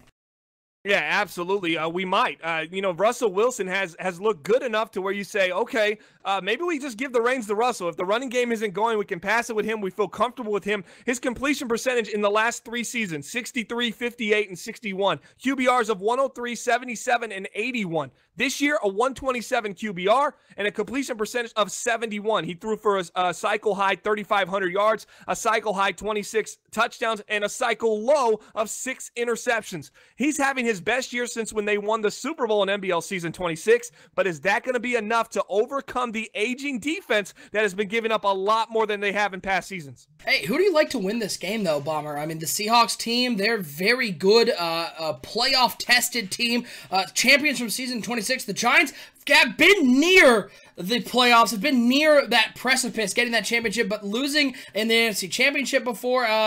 Who do you like to come away with a win today? Oh, man, this is going to be a tough, man. I said I'm kind of pulled. I feel like the Giants should win this game. I think they're just too explosive. You see it's raining right now, and it looks like... What is happening? The Seahawks are onside kicking it. I don't know what's going on right now. We might have I'll just show everybody what's going on. They didn't follow any directions whatsoever and just started the game. And then we just saw, oh boy, this should be fun. All right, we're gonna restart the game and get it started back over. But let's get back to the. Let's give everyone an insight of what we're looking at right here. 2 guys following directions to a T. Kyle the Flat Killer, Matt Miller. Big shout out to him. Big shout out. He's just a little slow, and he's a little slow, and he's actually known for speed. So that's weird. Where we're at. I mean, if your bet's attribute is the 6'2", 40 time, we got problems here. But yeah, we have the Giants here. They're going to be on the road against the number 2 seed NFC Seattle Seahawks. It's going to be a good game. My heart is saying, it's just my brain is saying the Giants. My heart is saying the Seahawks because I just feel like the poise and the leadership, the veteran leadership that Seattle has is going to overcome a lot of these deficiencies that they might have as far as age and stuff goes. But, man, that vertical attacking offense that Davis Webb has with the New York Giants is going to be killer in this game. And, man, I'm going to go – forget it. I'm going New York Giants. I think Giants win 31-28. Well, it should be an interesting game, folks, as they're getting back in the lobby. Let's see what people are saying in the chat. I really hate Mark 34-24 Seahawks. Olympus the Great saying, who's the quarterback for the New York Giants? That would be Davis Webb. Missed a lot of the season this year. He came back late in the season, and this Giants team sort of turned around their season. They were sort of middling at 500 with Davis Webb at the helm, got healthy, and that team turned around. Giants 35-17 from Deca Dog, who posted twice. And who did Deca take? Giants 35-17. So I'm taking the Seahawks because I always go against. Well, he picked the Vikings to win it all, so. Yeah, well. Been a little wrong lately, and often, and always. So maybe I should really go with what my heart's telling me, Seattle. So I'm flipping my pick. Boom! I said 31-21 Giants. I'm going 31-28 Seahawks now. Big play from A.J. Green. He shows he still has a little bit left. Gets them into field goal range at the end of the game. They kick a long field goal, and they're headed into the next round to play for the conference championship. I see it going that way. Davis Webb's been the quarterback for the New York Giants this entire Madden cycle. NBL season 26, he had a 124.6 QBR. That was his highest. A couple down seasons, 88 and 98. Hurt this year, but he bounced back QBR-wise to a 112. But Davis Webb was the NBL season 26 Rookie of the Year and Most Valuable Player. You can find that on 365.maddenbomberleague.com. And you want to know how old Davis Webb is? Why don't you just take a guess off the top of your head? How old do you think he is? Because we've talked about him so much, it feels like he's way older than he actually is. I'm going to say 26. 25 years old, okay. and 26 is young. But it seems like we've just talked about him. It feels like he should be closer to 30 by now. But, man, this guy was only 21, 22 years old 2-3 seasons ago, and we've been talking about him so much. He's been such a franchise quarterback for these New York Giants, and they got him on a pretty team-friendly deal. They're paying him just over $10 million if you include his guaranteed money. His actual salary is only $8.81 million this year. Imagine the amount of money they get to save having a franchise quarterback like Davis Webb, who really isn't taking a big chunk of change here for the New York Giants salary cap. Oh, well, this game is getting underway. Giants coming in at 11-5, champions of the NFC East. Seahawks coming 13-3, champions of the NFC West. This game, we'll just start this one again. We had a little oopsie on the first time, a little bit of guys not following directions. Apparently, as we've just learned, during games, Kyle turns off his Wi-Fi. What do you mean? What I don't know. I'm literally reading. Yeah, I turn Wi-Fi off when I play. I think he means he turns his wife off when he plays. I think that's probably more likely. Well, you can tell her, give me a call. I'll turn her on. What? What was that? Wow, too far. That's weird. Take that off. Let's edit that. Also, this is not live at all. We'll edit that in post. It's fine. This is an absolute mess of colors on the field at the same time. Unbelievable. Palette of jerseys reigning here in Seattle. The lime green Seattle Seahawks jerseys. Giants coming out in the bright red. It looks like Christmas threw up here on the field. But one of these teams is going to be a good game, man. I'm really excited for this. This is going to be good. It should be good. Based on everything we know about these two teams, these are two legitimate playoff powerhouses team as they move their linebacker core from the right side of the field to the left side of the field. Davis Webb making some adjustments here on this first play. And he gets hit in the backfield, and down goes Webb. Gets rid of the ball, though. Incomplete pass. Mr. Steelio Dad, 10 out of 10, by the way, on the tag, asking why do they use Davis Webb. Webb's been solid for this New York Giants team. He started playing for the Giants. He started over Eli Manning, I believe, season 26. And he's been great, really, ever since then. Really well developed out in New York. 2nd and 10 for the New York Giants. Ball on the 25-yard line. Webb in the shotgun. Marlon Petway to his right. He's going to drop back to pass here on 2nd and 10. Looking, and he's going to look down the field. Oh, that one almost picked off. He was looking deep down the seam, and that 3-deep safety almost picked that bad boy off. Going to bring up a 3rd and 10. Davis Webb's going to have to be on top of his game because this Seattle Seahawks defense, it's one of the most opportunistic in the NBL. Yeah, calm down, Davis, right now. Mr. Webb needs to calm down at quarterback. That's 2 throws. He's looked over in the middle of the field. The first one he was hit as he was throwing. He was looking at that same route. Now watch the post to Evan Ingram here. They like to go vertical, and they like to go vertical early and often as they catch the man in aggressive offsides on the defensive line of Seattle. As you know, is another aggressive team. He should throw him in a division with Sonny and play that little aggressive game. 3rd and 5. All sides their way down the field.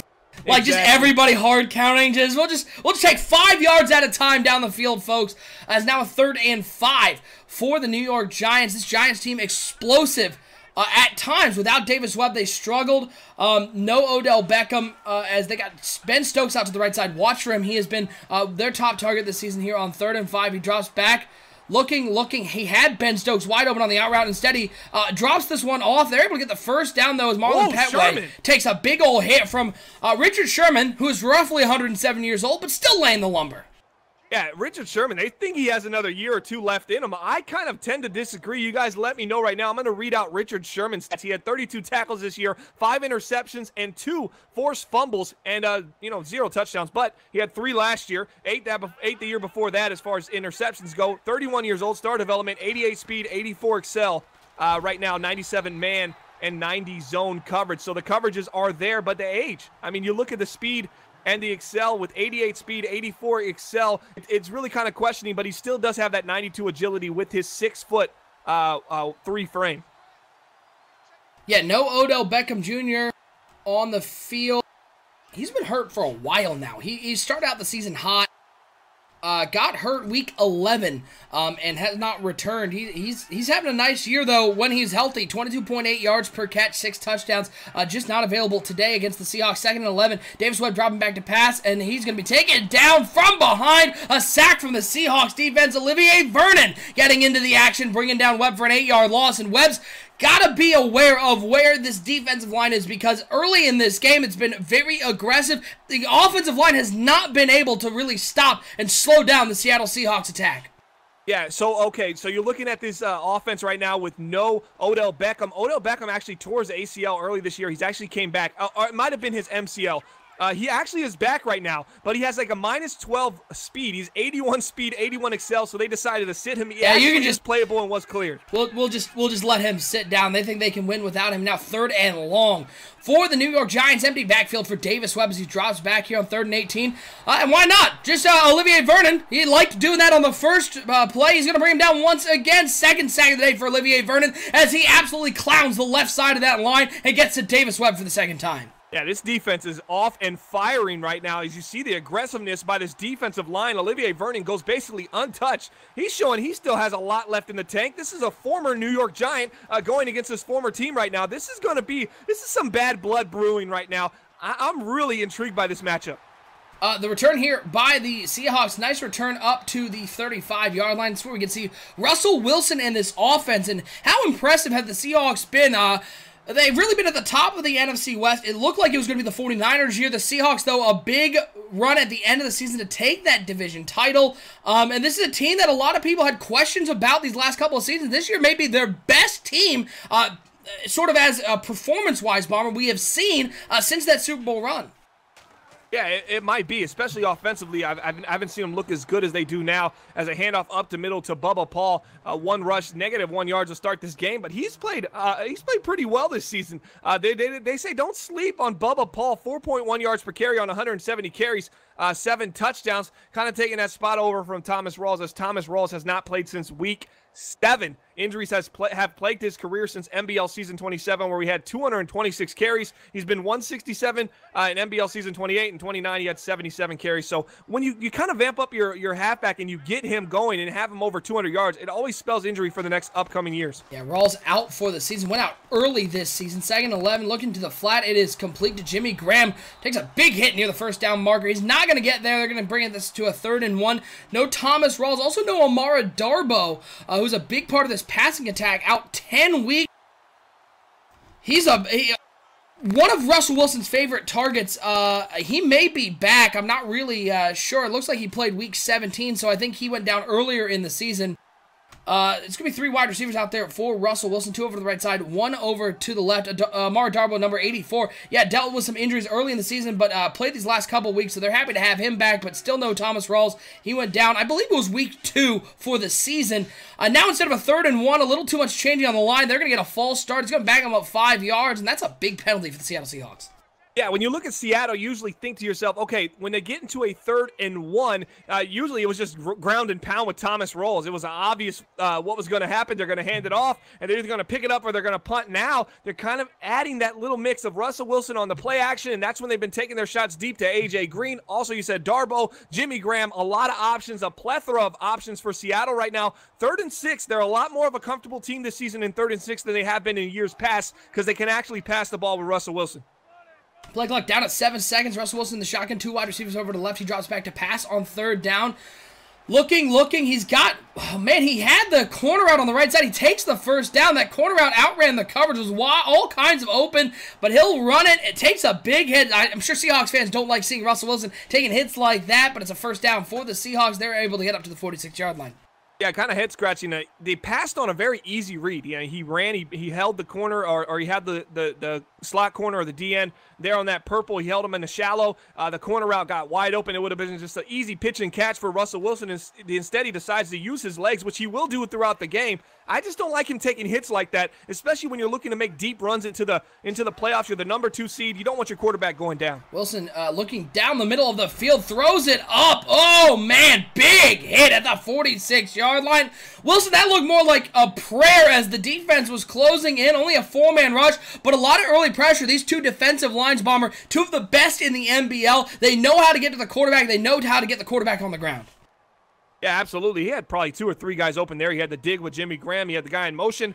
The post route was a little bit open, but why did he lob it? Russell Wilson, leaving me scratching my head right now. If I'm a Seattle Seahawks fan, we've seen this before. Russell just gets a little bit anxious when he gets on NBL Live, especially during playoff time. Double A in the chat saying if he throws that, he could have missed it and got nothing. I like the guaranteed first down. As another false start by that right guard. He's a little antsy right now. 100% disagree, Double A, because A, he took the hit at the first down marker, and the way injuries have been this cycle, you lose Russell Wilson, you lose your chance at the playoffs. And B, if your quarterback can't make that easy of an open pitch and catch, you've got the wrong quarterback here in the playoffs. Yeah, absolutely agree with you, OSU, on that one. You got to be able to make those easy throws and those easy reads, and if you don't have your confidence in your quarterback to make that throw, you're in a whole different set of trouble in the NBL playoffs. This is season 29, broadcast number 184. Quick throw underneath to Amaro Darbo, gets up to the 48-yard line, cuts it back to a 3rd and 8 after the false start penalty. 7 yards on that one, and Russell Wilson and the Seahawks looking to convert another 3rd down here as they're on the 48-yard line. We're nearing the 2-minute mark here in the first quarter. Doubleheader action. We got more doubleheader action tomorrow night, folks. 7 o'clock Eastern time is when we will start here on the NBL Network. We got the Chargers and the Steelers and the Lions and the Saints as penalties afoot here as Jason Pierre-Paul and his 4 fingers jumps over the line. Give him 5 yards. Going to bring up a 3rd and 3. This is the second time we've seen this today. Either 3rd down, you have an opportunity to get a guy off the field, a 3rd and 10, you get a false start, or actually encroachment on the defense. So, you know, you're just kind of changing. A 3rd and 8 to a 3rd and 3 is a big deal for a defense. You have to strategize against now covering the hard flats. It's just completely different how you're going to play against the pass as well. Let's see what Russell Wilson does and see if they got any belief in his arm. Oh, he's got a man wide open over the middle of the field, and wow, stone point cold blank miss. Wow. Yeah, stone cold miss. There's no place to run there. The defense looked like they were looking to jump the run, left a guy open, splitting the safeties, and Russell Wilson maybe just a little amped up here in the playoff game as he misses the throw deep down the middle of the field. The Seahawks are going to be forced to punt this one away in the rain here in Seattle. You know what they say, stick it where the sun don't shine. Seattle, Washington, as this one is taken up to about the 18-yard line. That's where we're going to see this Giants offense come back out. Not a whole lot on that first drive, Bomber. Who do you think it's more important to get going early in this game for the Giants? Is it Davis Webb in the passing attack, or is it Marlon Petway in the rushing attack? Oh, it's absolutely Davis Webb in the passing attack, because the passing attack's going to open up the run game, and that's where they can really feed Petway. If they can get this defense and this secondary realizing, hey, now this is an older secondary. You don't want to get beat over the top. We're going to push it down the field. It really Marlon Petway's got some room on the toss play. He's to the 40, to the 45, up to the 50. What a cut to the 30, to the 20. Marlon Petway, one man to beat, and he's going to get there. Touchdown, Giants. 82 yards to the house. Great blocking on the outside, and Marlon Petway did the West. The Giants explode for the first score in this game with the ground game and Marlon Petway. Yeah, they were wondering coming into this season how the secondary was going to be able to respond to quicker wide receivers, but also edge rushers. So when you toss it to the outside or you're running some kind of stretch play, how is this secondary going to respond? Are they going to be able to make the plays and get there? The safeties are struggling right now. This is a team that's just really older. They still have Richard Sherman. They're an older team. Bobby Wagner's 31 years old. They just don't have the pursuit that they once had with the athleticism that they once had, and it kind of showed out there because Petway, he's not a burner, but he looked like a burner there as they toss it to the outside and went to the houses. Now they're up 7-0, and the Seattle Seahawks team is down, and they don't play good from behind. Why not? Let's start with a little PAFK quick. Looking to the flat, it's complete to Amara Darbo. He's got a good gainer on the left side of the 46-yard line, but the New York Giants can just mark that one out as one of the Kyle, the flat killer Matt Miller plays. Just check that bad boy off. You're not going to see that one again. Yeah, in the NBL, you can only run the same offensive play once a game. So you can't run the same play twice. So play action FK quick, burn in it early. You're down 7-0. We won't have to worry about seeing that play again. 1st and 10 for the Seattle Seahawks. I formation is going to split the fullback out to the left side. Bubba Paul in at halfback, 2 wide receivers over to the left side. Jimmy Graham on the right side of that formation. 1st and 10 for the Seattle Seahawks, and it looks like it's going to be a play action pass, and that free rusher just doomed that whole play. Zeman coming around the outside. That's got to be on, the offensive line, missing that free rusher. But at the same time, if you are Russell Wilson, you've got to pull out of that play action and get rid of the ball, because he let that play action go way too long and was ended up in a sack and lost 7 on the play. Yeah, play action. They're ready for it right now. They're sending guys off the edge. They're sending that pressure, and they're not falling for the play action. They're going to give them the run here early in this game. It's going to be important that Russell gets out of this play action and looks to drive the ball down the field. He's going to take off once again on 2nd and 17. This time wisely slides, takes what he can, cuts it back to a 3rd and 9 so far. Wilson looks uncomfortable. This is a guy who has been very good all season, that quarterback rating of 128.6 bomber, but he just seems sort of out of sorts early in this game. Yeah, he really does. He had a read wide open. He had the slot post. He should have hit the throw, but he didn't. Why didn't he do it? Because he just seems a little hesitant. And when you hesitate, that's how you get in trouble here offensively as a quarterback in the NBL. That's when interceptions happen. And I see him using his feet a lot, but it's almost in a defense mechanism, as he just doesn't feel comfortable throwing the ball right now, as he had an errant throw earlier on a wide open man that should have been a touchdown. He completely overthrew that. So something just doesn't seem right now with Russell Wilson. Now a 3rd and 9 as we've hit the second quarter of this second of 2 games, divisional round playoffs. This is NFC action. Giants and Seahawks. Giants up 7-0 off the 82-yard run by Marlon Petway. Shotgun formation for Russell Wilson. 4 wide receivers, 3 over to the left side, 1 over to the right. He drops back to pass here on 3rd and 9. Looking, only a 3-man rush from the Giants. Great coverage downfield. Wilson rolling to the right side, and he's going to try to air this one out, and that one actually looked like one that Russell Wilson should have taken off on. Instead, tried to playmaker that wide receiver up the field. The coverage was good, and the Seahawks are going to be forced to punt it once again. Yeah, just indecisiveness. Decision-making not sharp right now for Russell Wilson, but good thing for him. He's got about 3 quarters left to figure it out. Well, maybe 2. It might be out of hand by now, but maybe the defense gives them just a little bit of help here early in this game. And let's see if Seattle's defense can kind of settle in against this New York Giants offense. This punt taken at the 5-yard line, up past the 10 to the 15 to the 20. A little bit of room out there. He's up to the 30-yard line. Be taken down to the 32-yard line. We can see the Giants come back out. We saw Marlon Petway, a great run there, 82 yards to the house on the toss play. And that man opened up the pass game. Davis Webb and Ben Stokes, who's become his favorite target with Odell Beckham out, could see that playbook open up a little bit here, Bomber, or maybe they just continue pounding the ball with Petway. Once he got outside, the blocking was stellar. Yeah, Petway was one of the last picks in the NBL season 27 rookie draft. 5'11", 227, 89 speed. He had 1,300 yards this year. That's the highest.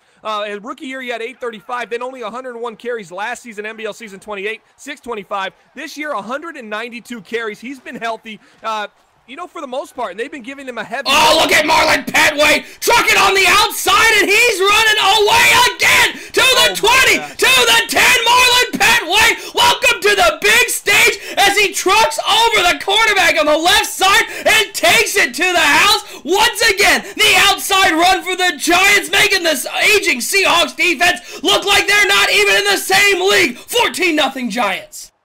Yeah, you got to be better than that if you're Seattle, but this is an aging Seattle team. I'll say it again. They have an outside linebacker that I absolutely love on this team, but outside of that, that's pretty much it. I mean, when you look at this team, you think DeMarco Drakeford. That's the left outside linebacker, Texas A&M University. He was drafted NBL season 27 as well. First-round pick towards the end. Man, 88 speed, 86 excel, 91 hit power, 90 block shed, but guess what they're doing to him? They're isolated. They're making sure they got a man on him. They're keeping him away from the ball. They're running away from him. And now they're running right into the Richard Shermans and the Bobby Wagners, the older Seattle Seahawks defense. And, man, they just cannot keep up with the physicality of the New York Giants, especially at halfback. TD Prime and Olympus the Great now hosting our stream over on their channel. Appreciate the host, guys. Appreciate all of our subs, followers, guys who host us here on the NBL Network. All your support, we certainly appreciate, and we're looking forward to working with you here on Twitch and doing a ton of giveaways. We want to to give away as much as possible here on the network. Play action pass for Russell Wilson on 1st and 10. Rolling out of the pocket once again. Has a man coming across the field looking to find him, and he does. It's A.J. Green, and he catches it and gets down to the 33-yard line. Nice pass there.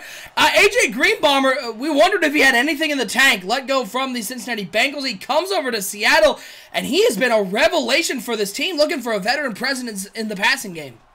Yeah, you couldn't have expected A.J. Green to come over here and give you 60 catches, 1,244 yards, and 9 touchdowns. Not even close at 32 years old. He's not going to do it.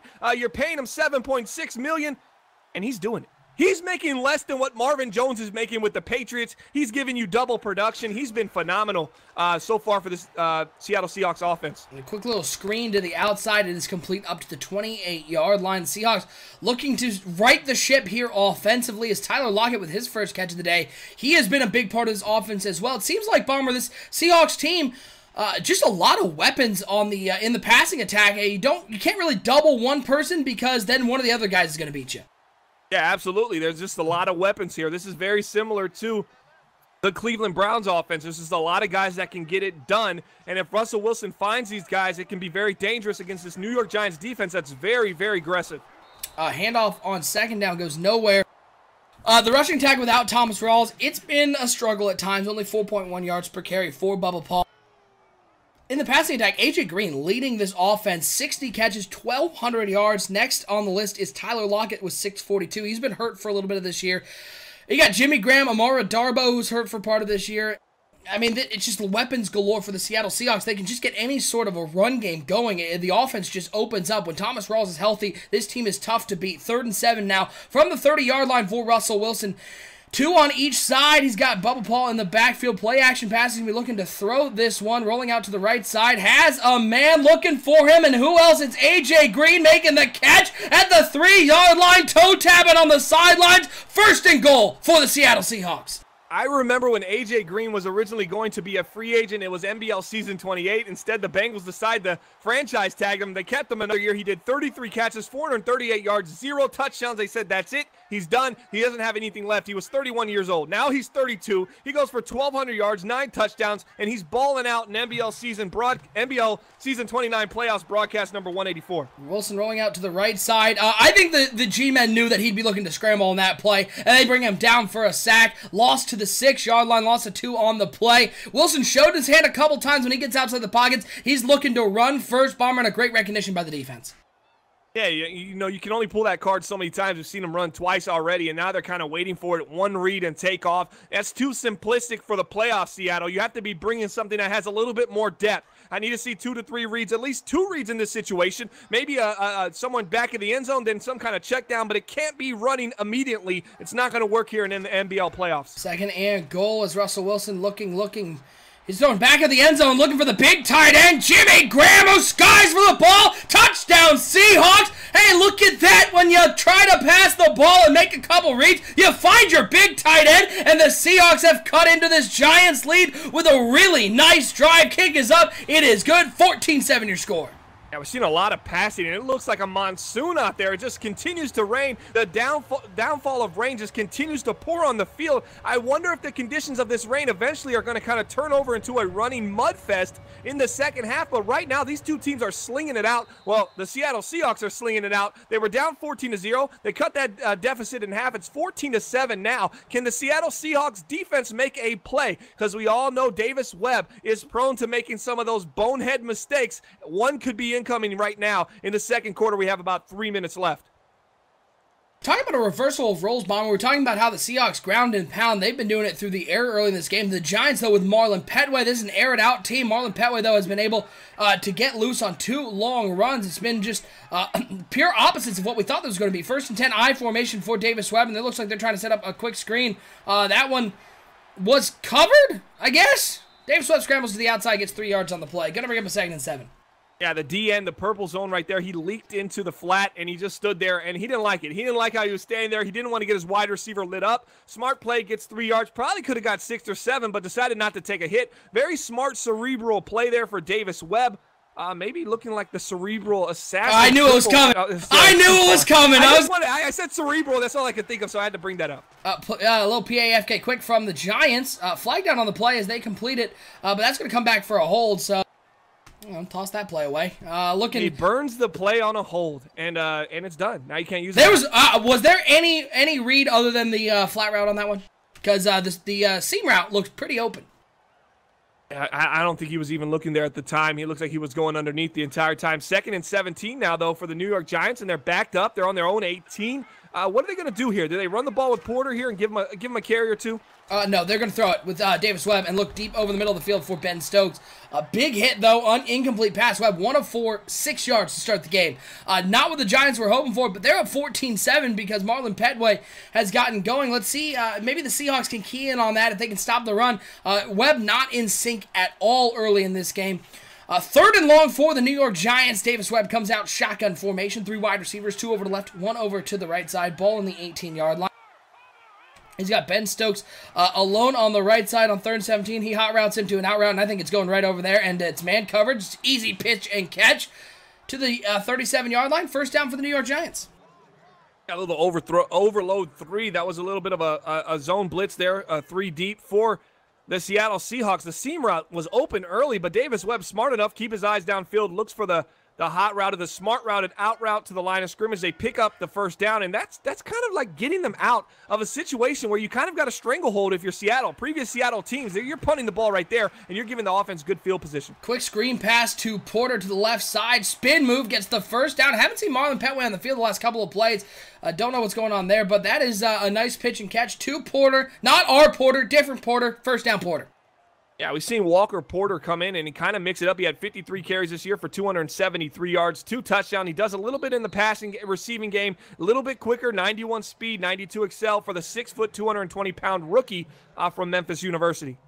Gotta love a guy with the name like Walker Porter. You imagine a guy on a yacht in a sweater with a cigar, lots of money in his bank account. He definitely has a Cayman Island bank account. Walker Porter. I mean, that's He went. His kids are going to Harvard, if I know Walker Porter. 1st and 10, little counterplay.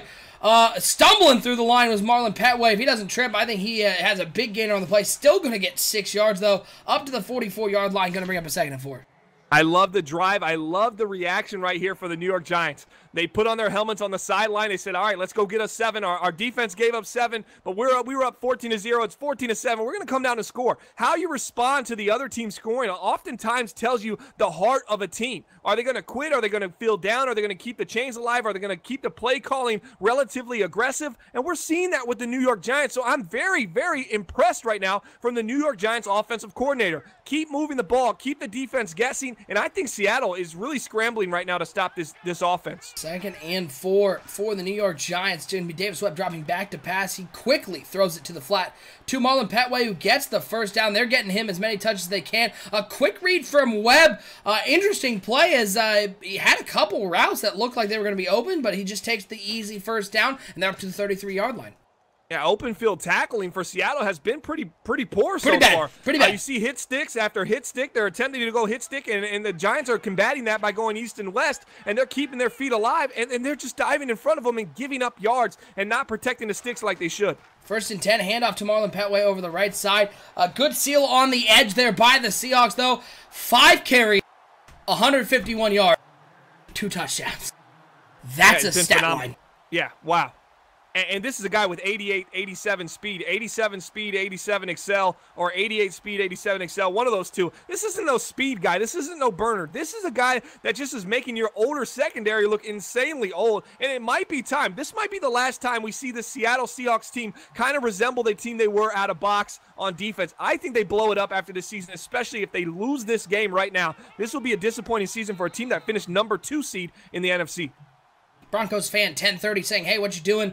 This is game 2 of our doubleheader today. Broncos fan, appreciate you joining us in chat.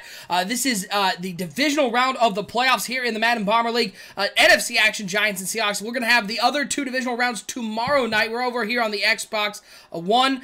2 more games tomorrow night. Chargers and Steelers, 7 o'clock, followed immediately by the Lions and Saints. I believe that's the order. He says that confidently, but what am I? I'm just the network director. I don't know if I know. Handoff over the left side to Marlon Petway. He gets out outside once again and gets to the 31-yard line. 7 yards on the play. More importantly, gets out of bounds and saves those 3 timeouts, but the Giants got to convert a big 3rd and 8. Yeah, out of bounds, in field goal range, 3rd and 8. This is when Davis Webb might try to force the ball down the field, and things could get real sticky for this New York Giants offense, but they live and die with the aggressive passing of Davis Webb, so expect something aggressive here, or maybe they just turn a new leaf, and they say, hey, we're going to take these 3 points, maybe we go halfback screen, wide receiver screen, and we play it safe, but I'm thinking Davis Webb tries to drive the ball down the field here, and we could have a big play incoming for either team. Shotgun formation for Webb. 4 wide receivers, 3 over to the right, 1 over to the left side. Petway in at halfback. To the left of Davis Webb in the shotgun as he drops back to pass on 3rd and 8. Rush coming. He avoids it. Steps out of the pocket. Takes off, but he is going to bounce off a tackle. We get out of bounds at the 28-yard line. Not going to get nearly enough. Going to bring it to a 4th and 5. Webb maybe a little panicked as the rush was getting. Kept his eyes downfield for a while, but eventually just takes off. Doesn't force anything. New York Giants looking to kick this field goal and go up 2 scores. They're already up 14-7. As this one's coming from the left hash mark, we're looking at a 45-yard attempt. Ball is down, the kick is up, and through the rain, they get the field goal. It is good. 17-7 your score. Seattle going to get the ball back, though. 2 timeouts, 48 seconds to go. And Russell Wilson, who's been very good this year in these sort of situations. Yeah, I'm kind of surprised. I like the tight end. Evan Ingram was the A button there on the last drive, on that last throw. He had a couple windows to throw it. He could have back-shouldered him initially, and then after he scrambled out the pocket, he could have thrown it to him. But I don't think he liked the pinch. You had the linebacker on the left side, and then on the right side of him, kind of sitting a little shallow, but he could have made a play, and I don't think Davis Webb was feeling too confident about squeezing that ball between both of those guys, even though I think it was pretty open. It would have been a pretty safe throw. Instead, he takes the yards, and now they get the field goal, but they're up 2 scores, and that's where they're looking to be going into halftime. Yeah, let's see if the Seattle Seahawks can get anything going on this drive. Even just a field goal to cut it back to 1 score would be big for this offense.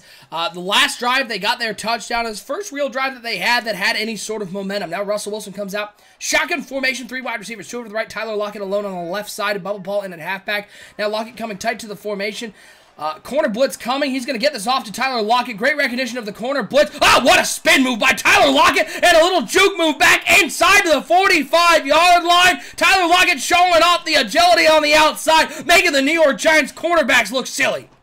I got a little backstory for Tyler Lockett, previous Madden cycle. That was Madden 17. The current owner of the New York Giants was the owner of the New Orleans Saints. He played Tyler Lockett, paid him close to $20 million a season. Yep. We called him the $20 million man. Did not live up to the hype, but right there, he's kind of sticking it to his former owner. So we have a lot of cross matchups right here. Guys that played on these 2 teams in the past or recent past or longer past, and we've basically seen these guys really showing up today. So let's see if we can continue that trend as this game progresses. 1st and 10 for Russell Wilson and the Seattle Seahawks. 3 wide receivers out there, 2 to the right, 1 over to the left side.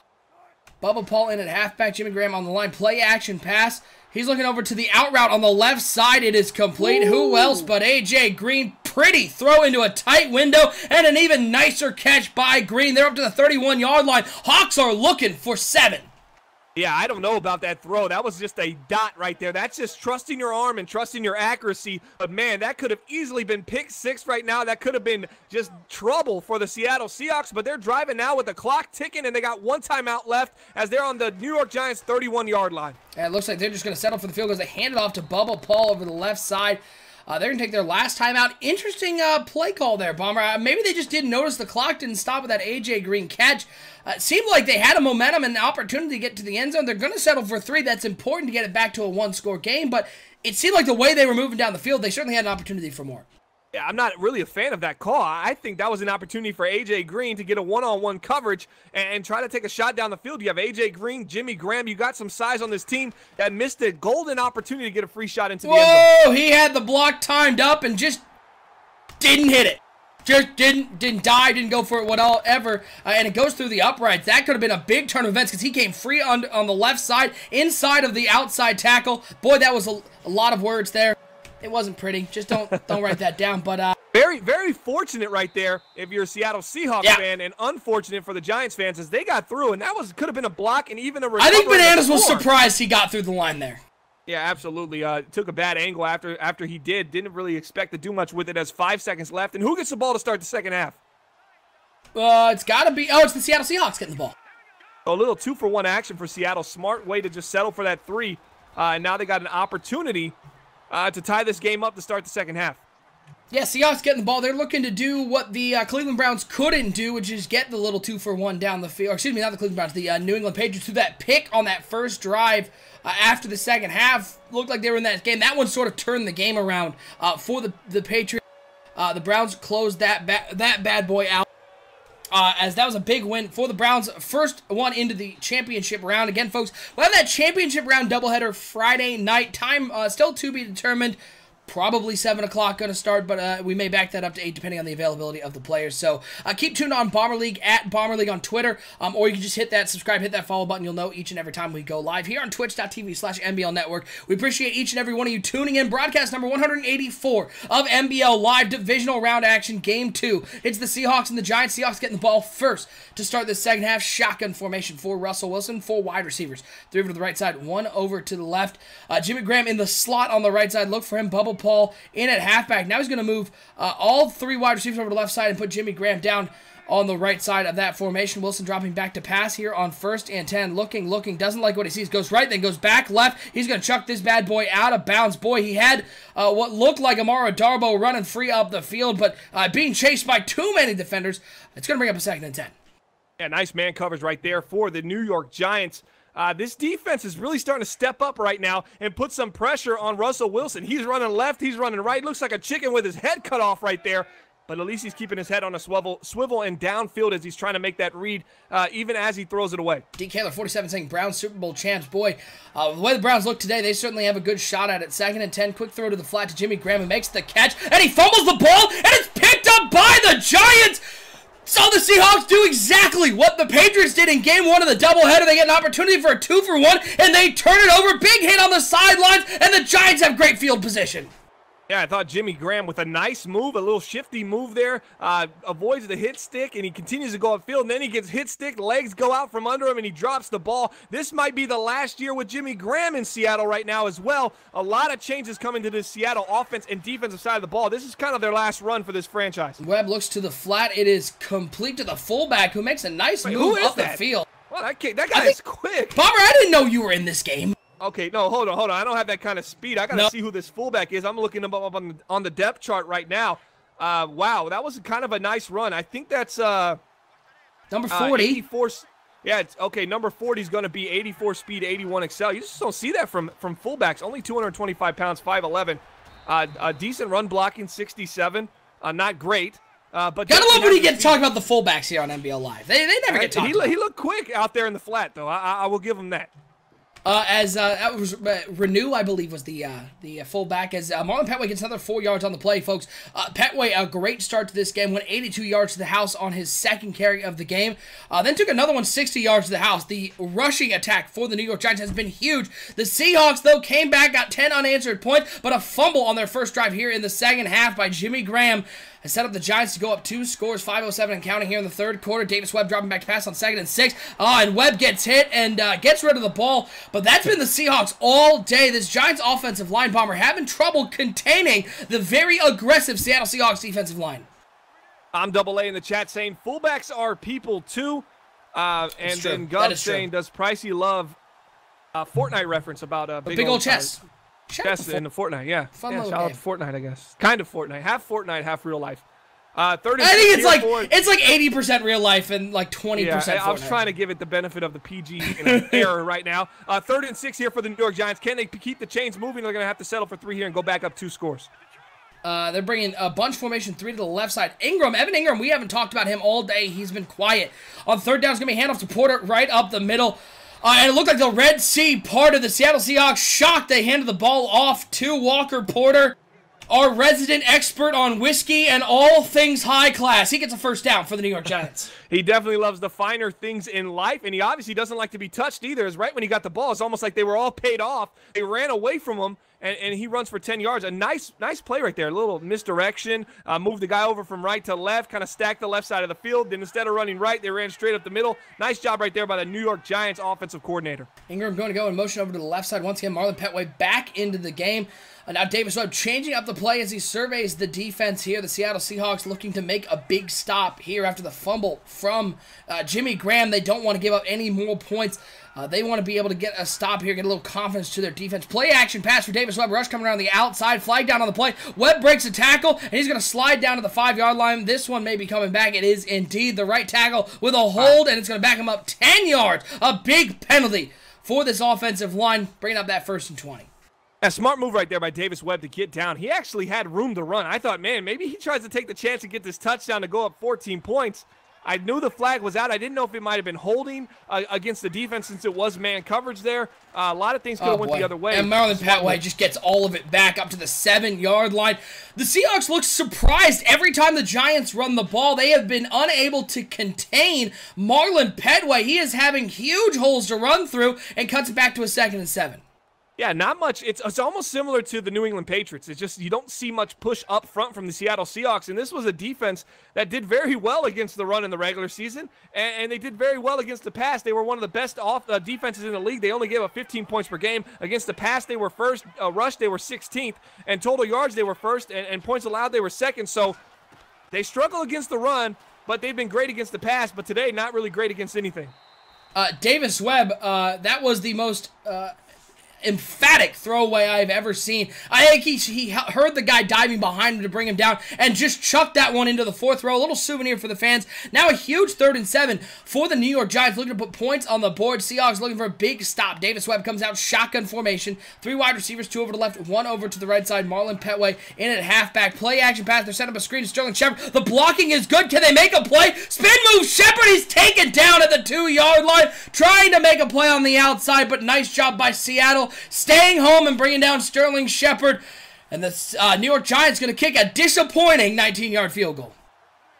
And if this goes in, it's going to put them back up the 10 that they were up before the end of the half. Before Seattle kicked the field goal to make it a 7-point game. So with all intents and purposes, they'll be happy with this field goal. I know they will. But that's the first time we've really seen the play-action jailbreak screen work on NBL Live. It's really gotten blown up. We've seen the Steelers kind of run it a couple times, and you never just saw the success from it. And right there, it looked like there was a big hole and big opportunity for the Giants. So I can see why people are running that play now. But really, I was thinking, man, that's a horrible play. I haven't seen it work successfully yet. Usually it just initially gets blown up. It was good early in the cycle. The blocking was really good as they sort of tuned the blocking, and the blocking seems like that play sort of fallen out of favor as the defense is reacting to it a little better. Now the New York Giants come back out, or excuse me, the Seahawks come back out, looking to not turn the ball over would be the big one. Looking for points on this drive as it's going to be Russell Wilson in the shotgun formation. A.J. Green and Jimmy Graham in the slot. 4 wide receivers out there. Bubba Paul at halfback.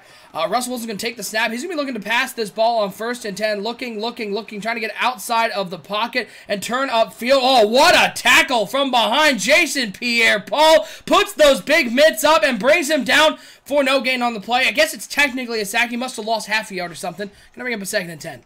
Jason Pierre-Paul has been phenomenal today. His pressure, he's pretty much been everywhere. You can't really run. He's the left end for the New York Giants, and he really hasn't been able to, get to the quarterback as much as he'd like maybe, but he seems like he's been everywhere. There's a nice screen to Darboh right there as he picks up 10 yards. Guys, if you're on YouTube right now watching our channel, head on over to twitch.tv/NBL Network. That's where all of our guys from the NBL, the Grid, and our community is at right now, and hit that subscribe button. It's only $4.99 per month, or even hit that follow button. We appreciate them both, but the subscribe button, you get an opportunity to win some greats. And what do we have coming up for people who subscribe to our channel, OSU, in the Super Bowl coming up on Saturday? As Raging Sloth now following here on Twitch. Appreciate the follow. Russell Wilson dropping back to pass here on 1st and 10. Down goes Wilson. Great blitz from the outside, and Mitchell gets in the backfield, bringing him down for a 9-yard loss. Yeah, we're doing a couple of giveaways on our Super Bowl broadcast. We're giving away a NBL gift crate valued at over $150. Going to have a custom Xbox One controller, some NBL swag, some Xbox Live gift cards. Should be a great gift pack. We're also going to be giving away some other things during the actual Super Bowl broadcast Saturday night, 9 o'clock Eastern time, right here, twitch.tv/NBL Network. We're still figuring out what we're giving away, but we'll have a giveaway every quarter to our subscribers. Bronco Fan 1030 now following here on Twitch. Nice Nice throw by Russell Wilson finding A.J. Green. You're going to want to be part of those subscriber giveaways. All of our giveaways going to be to our subscribers.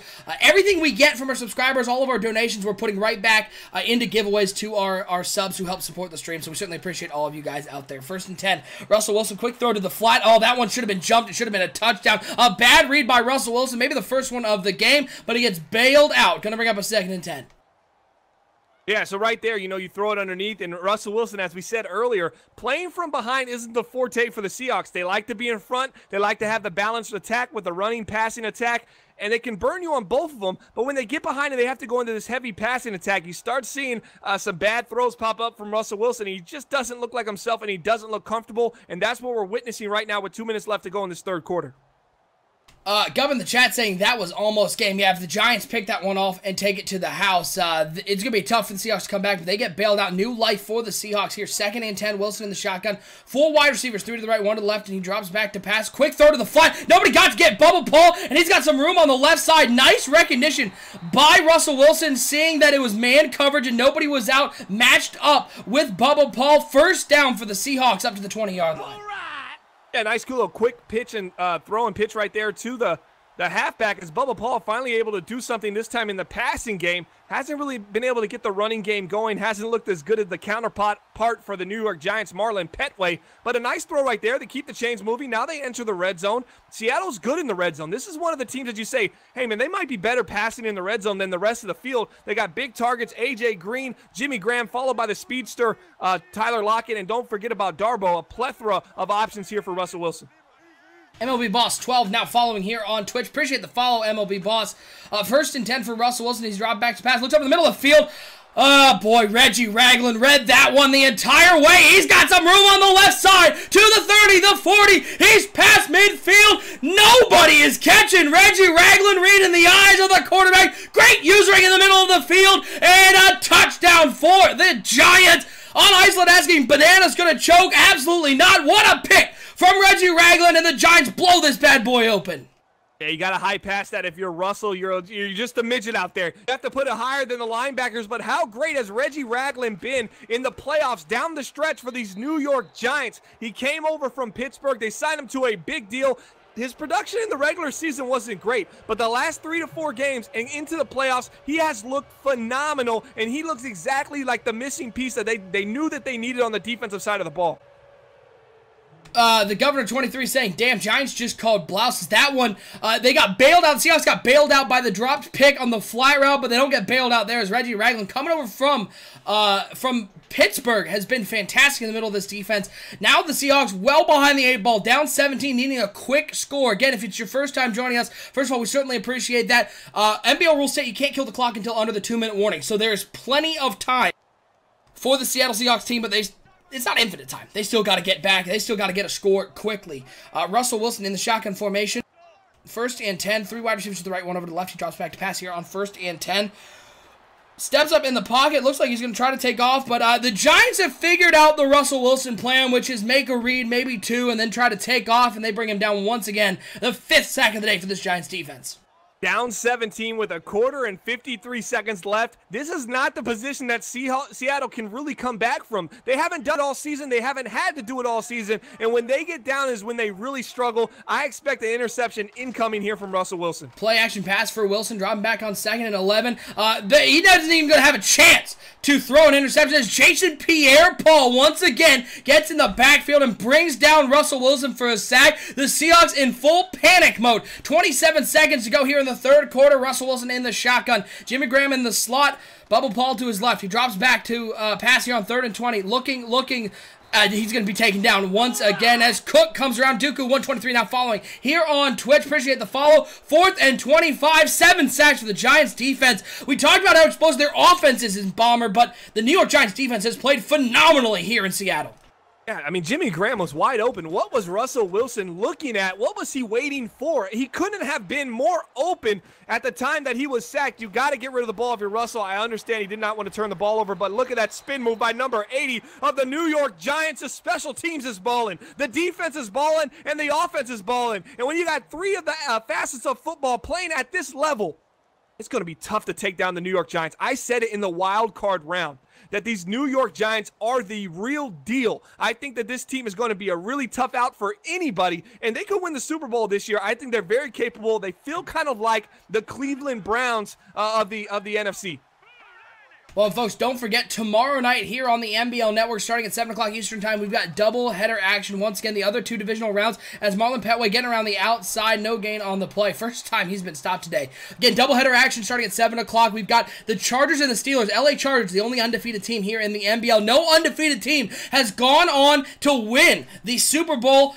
The Chargers looking to become that first team. They're facing off against the Pittsburgh Steelers. Owner Lip, what an unbelievable matchup that's going to be. On the flip side, we have the Detroit Lions, Detroit Lions, taking on the New Orleans Saints. Ross Bonham, one of the young, talented quarterbacks here in the league. Saints came away with a big win in the wild card round. They're going to be looking to continue this nice run. They have 2 fantastic games, possibly 3 of the 4 best teams, maybe 4 best teams in the NBL facing off tomorrow night. You're not going to want to miss any of the action. It's going to be a great show tomorrow. Doubleheader once again, the 3rd doubleheader in a row. Check us out, twitch.tv. I need a nap. NBL Network. And OSU, he needs a care package. He sees that one fall. He needs to pick it up, and he's hoping it's got some Gatorade in it. I need a bad voice back on track. Gatorade. Tomorrow's going to be some great games. Maybe a Snickers. I need a little bit of everything. Oh, so you don't want any electrolytes. You're looking for Oh, no, I need the electrolytes, too. I also need the Snickers. As, that was by far one of the weirdest fakes I've ever seen. Davis Webb turned all the way around, then whipped around and delivered a strike up the middle. Beautiful pass there from Davis Webb. Webb has not been good today. Hasn't needed to be, though, as Marlon Petway has really led this offense. Webb just trying not to turn the ball over, being a very big game manager for the New York Giants. It's going to be handoff to Marlon Petway over the left side as we saw one of the defensive tackles just make a beautiful dive. Looked like a majestic swan flying through the air. Nowhere near the running back, but it looked cool. Yeah, Davis Webb, if you can just make those easy reads right in front of your face to a wide-open man that's going to pick up 10 to 15 yards, I mean, how easy of a day will it be for this quarterback? Well, it's been easy because the running game has been so phenomenal as the Seahawks are now having to settle for run committing and completely just sending everybody to stop this run. As they're down 17 points right now, they cannot afford to give up a touchdown. 4:19 and counting here in the game. Shotgun formation for Davis Webb. Play action pass. He's looking to throw once again. Looks over the middle of the field. Oh, there was the opportunity for Seattle to get a big turnover, but can't make the play. It's going to bring up a 3rd and 11. While we have a second here in the 4th quarter, I want to give one more shout out to our pregame sponsor and graphic sponsor, Web3KS.com. All business over at Web3KS.com has been a big friend of the network. He will help you out if you have any graphics needs.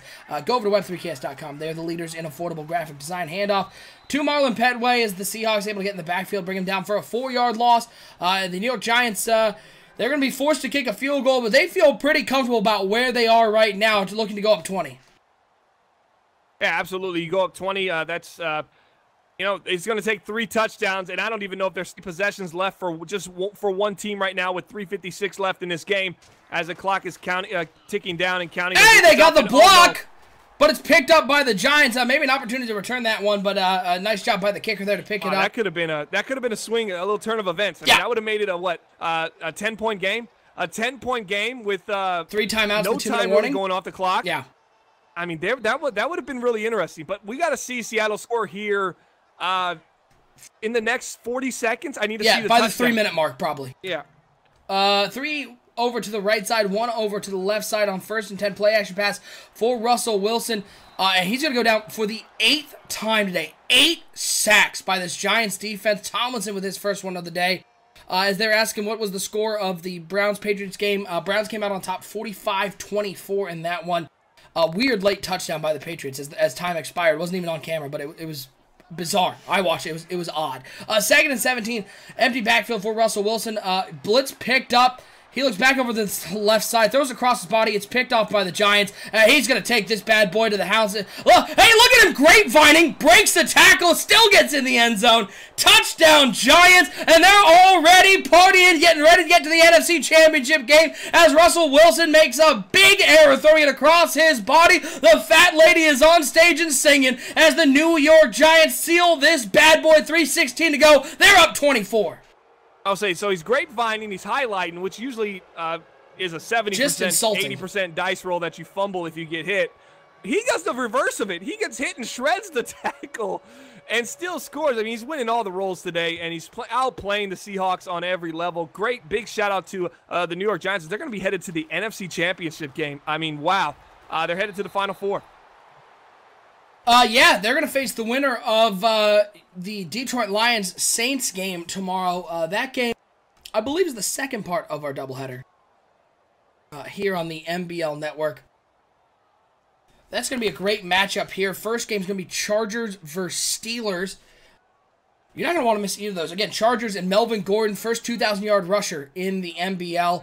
He'll be going for more yardage and trying to keep the undefeated streak of the Chargers alive, 16-0 in the regular season, looking to stay alive and get to that Super Bowl as this throw over to the right side.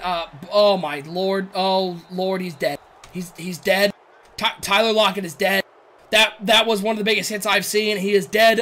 Injury, 1,000 weeks, death on that play. As another turnover there for the Seattle Seahawks, and the New York Giants just, they're got to be just running this bad boy out. Now the Giants come out I formation. It's going to be the Marlon Petway show. I think Porter's into the game. Walker Porter in at halfback. Don't want to risk your star player getting hurt. He was fantastic today as Porter goes down at the 38-yard line, loss of 1 on the play. Plumney saying Lip holds on this time, I think. Yeah, it's going to be a great matchup because those Chargers undefeated facing off against the Pittsburgh Steelers looking for another Super Bowl title, possibly Ben Roethlisberger and Antonio Brown's last game in Pittsburgh, or last season, certainly last game possibly if they end up losing that one.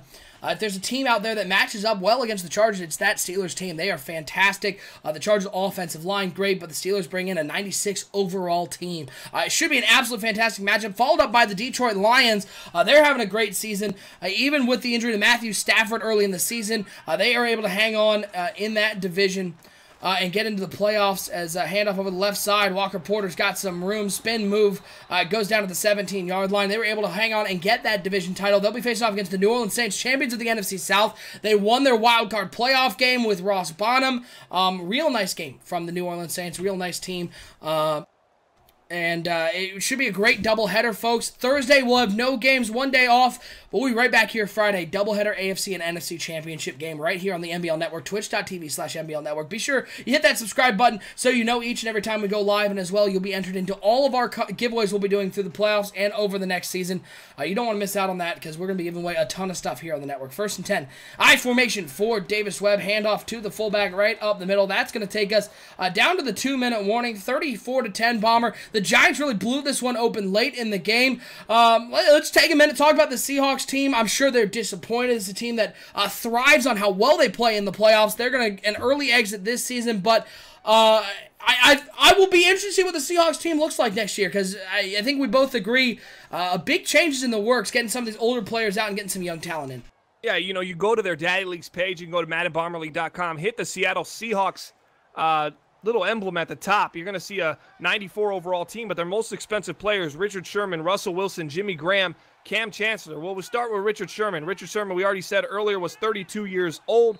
He's 31. He's going to be 32 next year, 6'3", still a lockdown corner, definitely doesn't have the speed that he's previously had. Jimmy Graham, 33, going to be 34 next year. Another high-paid player for this team as he's making 11.25, and wham, bam, Cam Chancellor, he's 6'3", 225, 32 years old. He's going to be 33 next year, and his speed's 81 speed, 81 excel right now. Still has the coverage and the hit power, just insanely slow. So if he's on the wrong side of the field, you don't see that pursuit. And Olivier Vernon, 29 years old, and he's got a monster contract. They're not going to be able to get rid of him. They're going to keep him. I thought he actually played fairly well, especially early in this game, but it just seemed like this team is just old.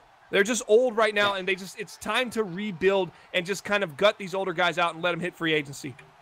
Yeah, the Seattle Seahawks on their roster right now, 15 players are aged 30 or above. And as you look at the top of it, they've got 4 players at 33 or above, 7 at 32 or above. So a much older team right now for the Seahawks.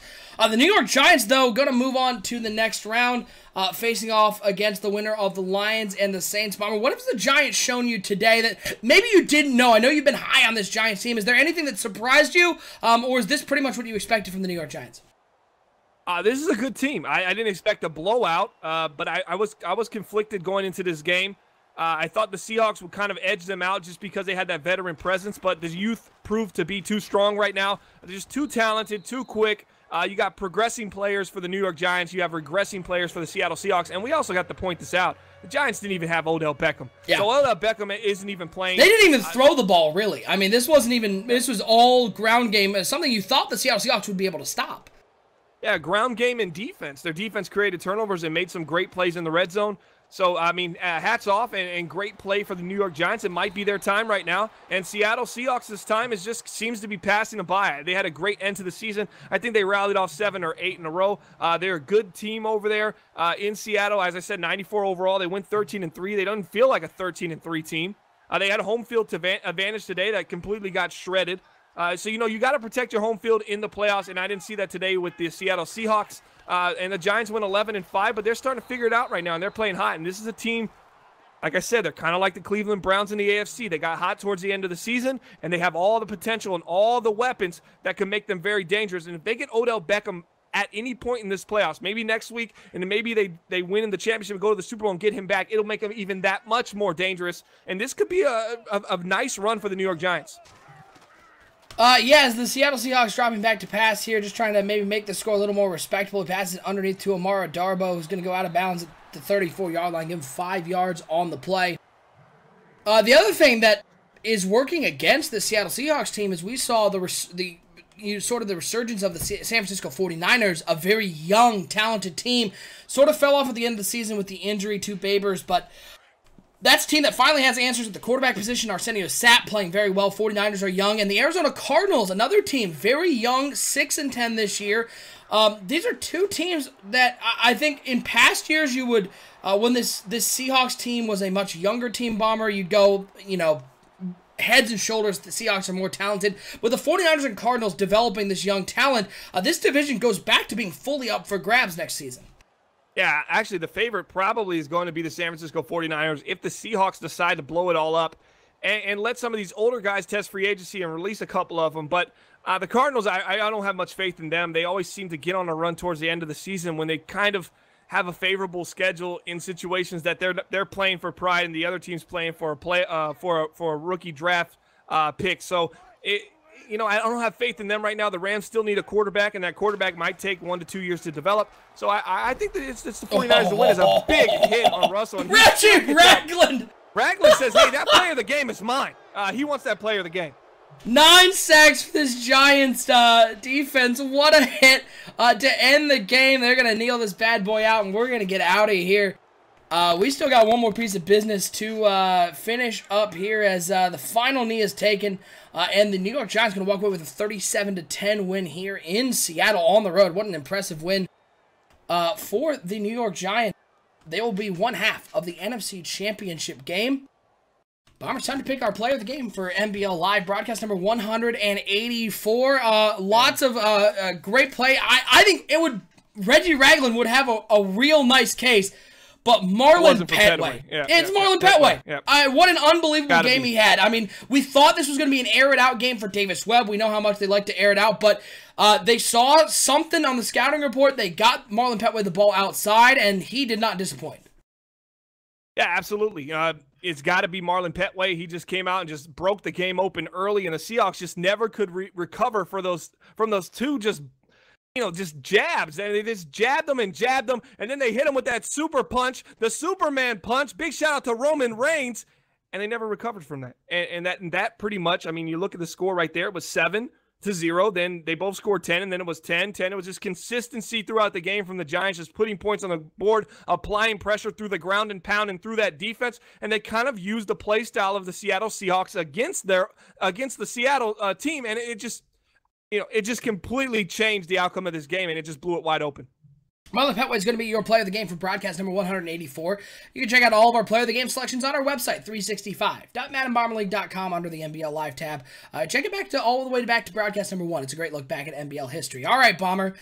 Well, one doubleheader number 2 of 3 in a row is down, and we've got one more tomorrow night.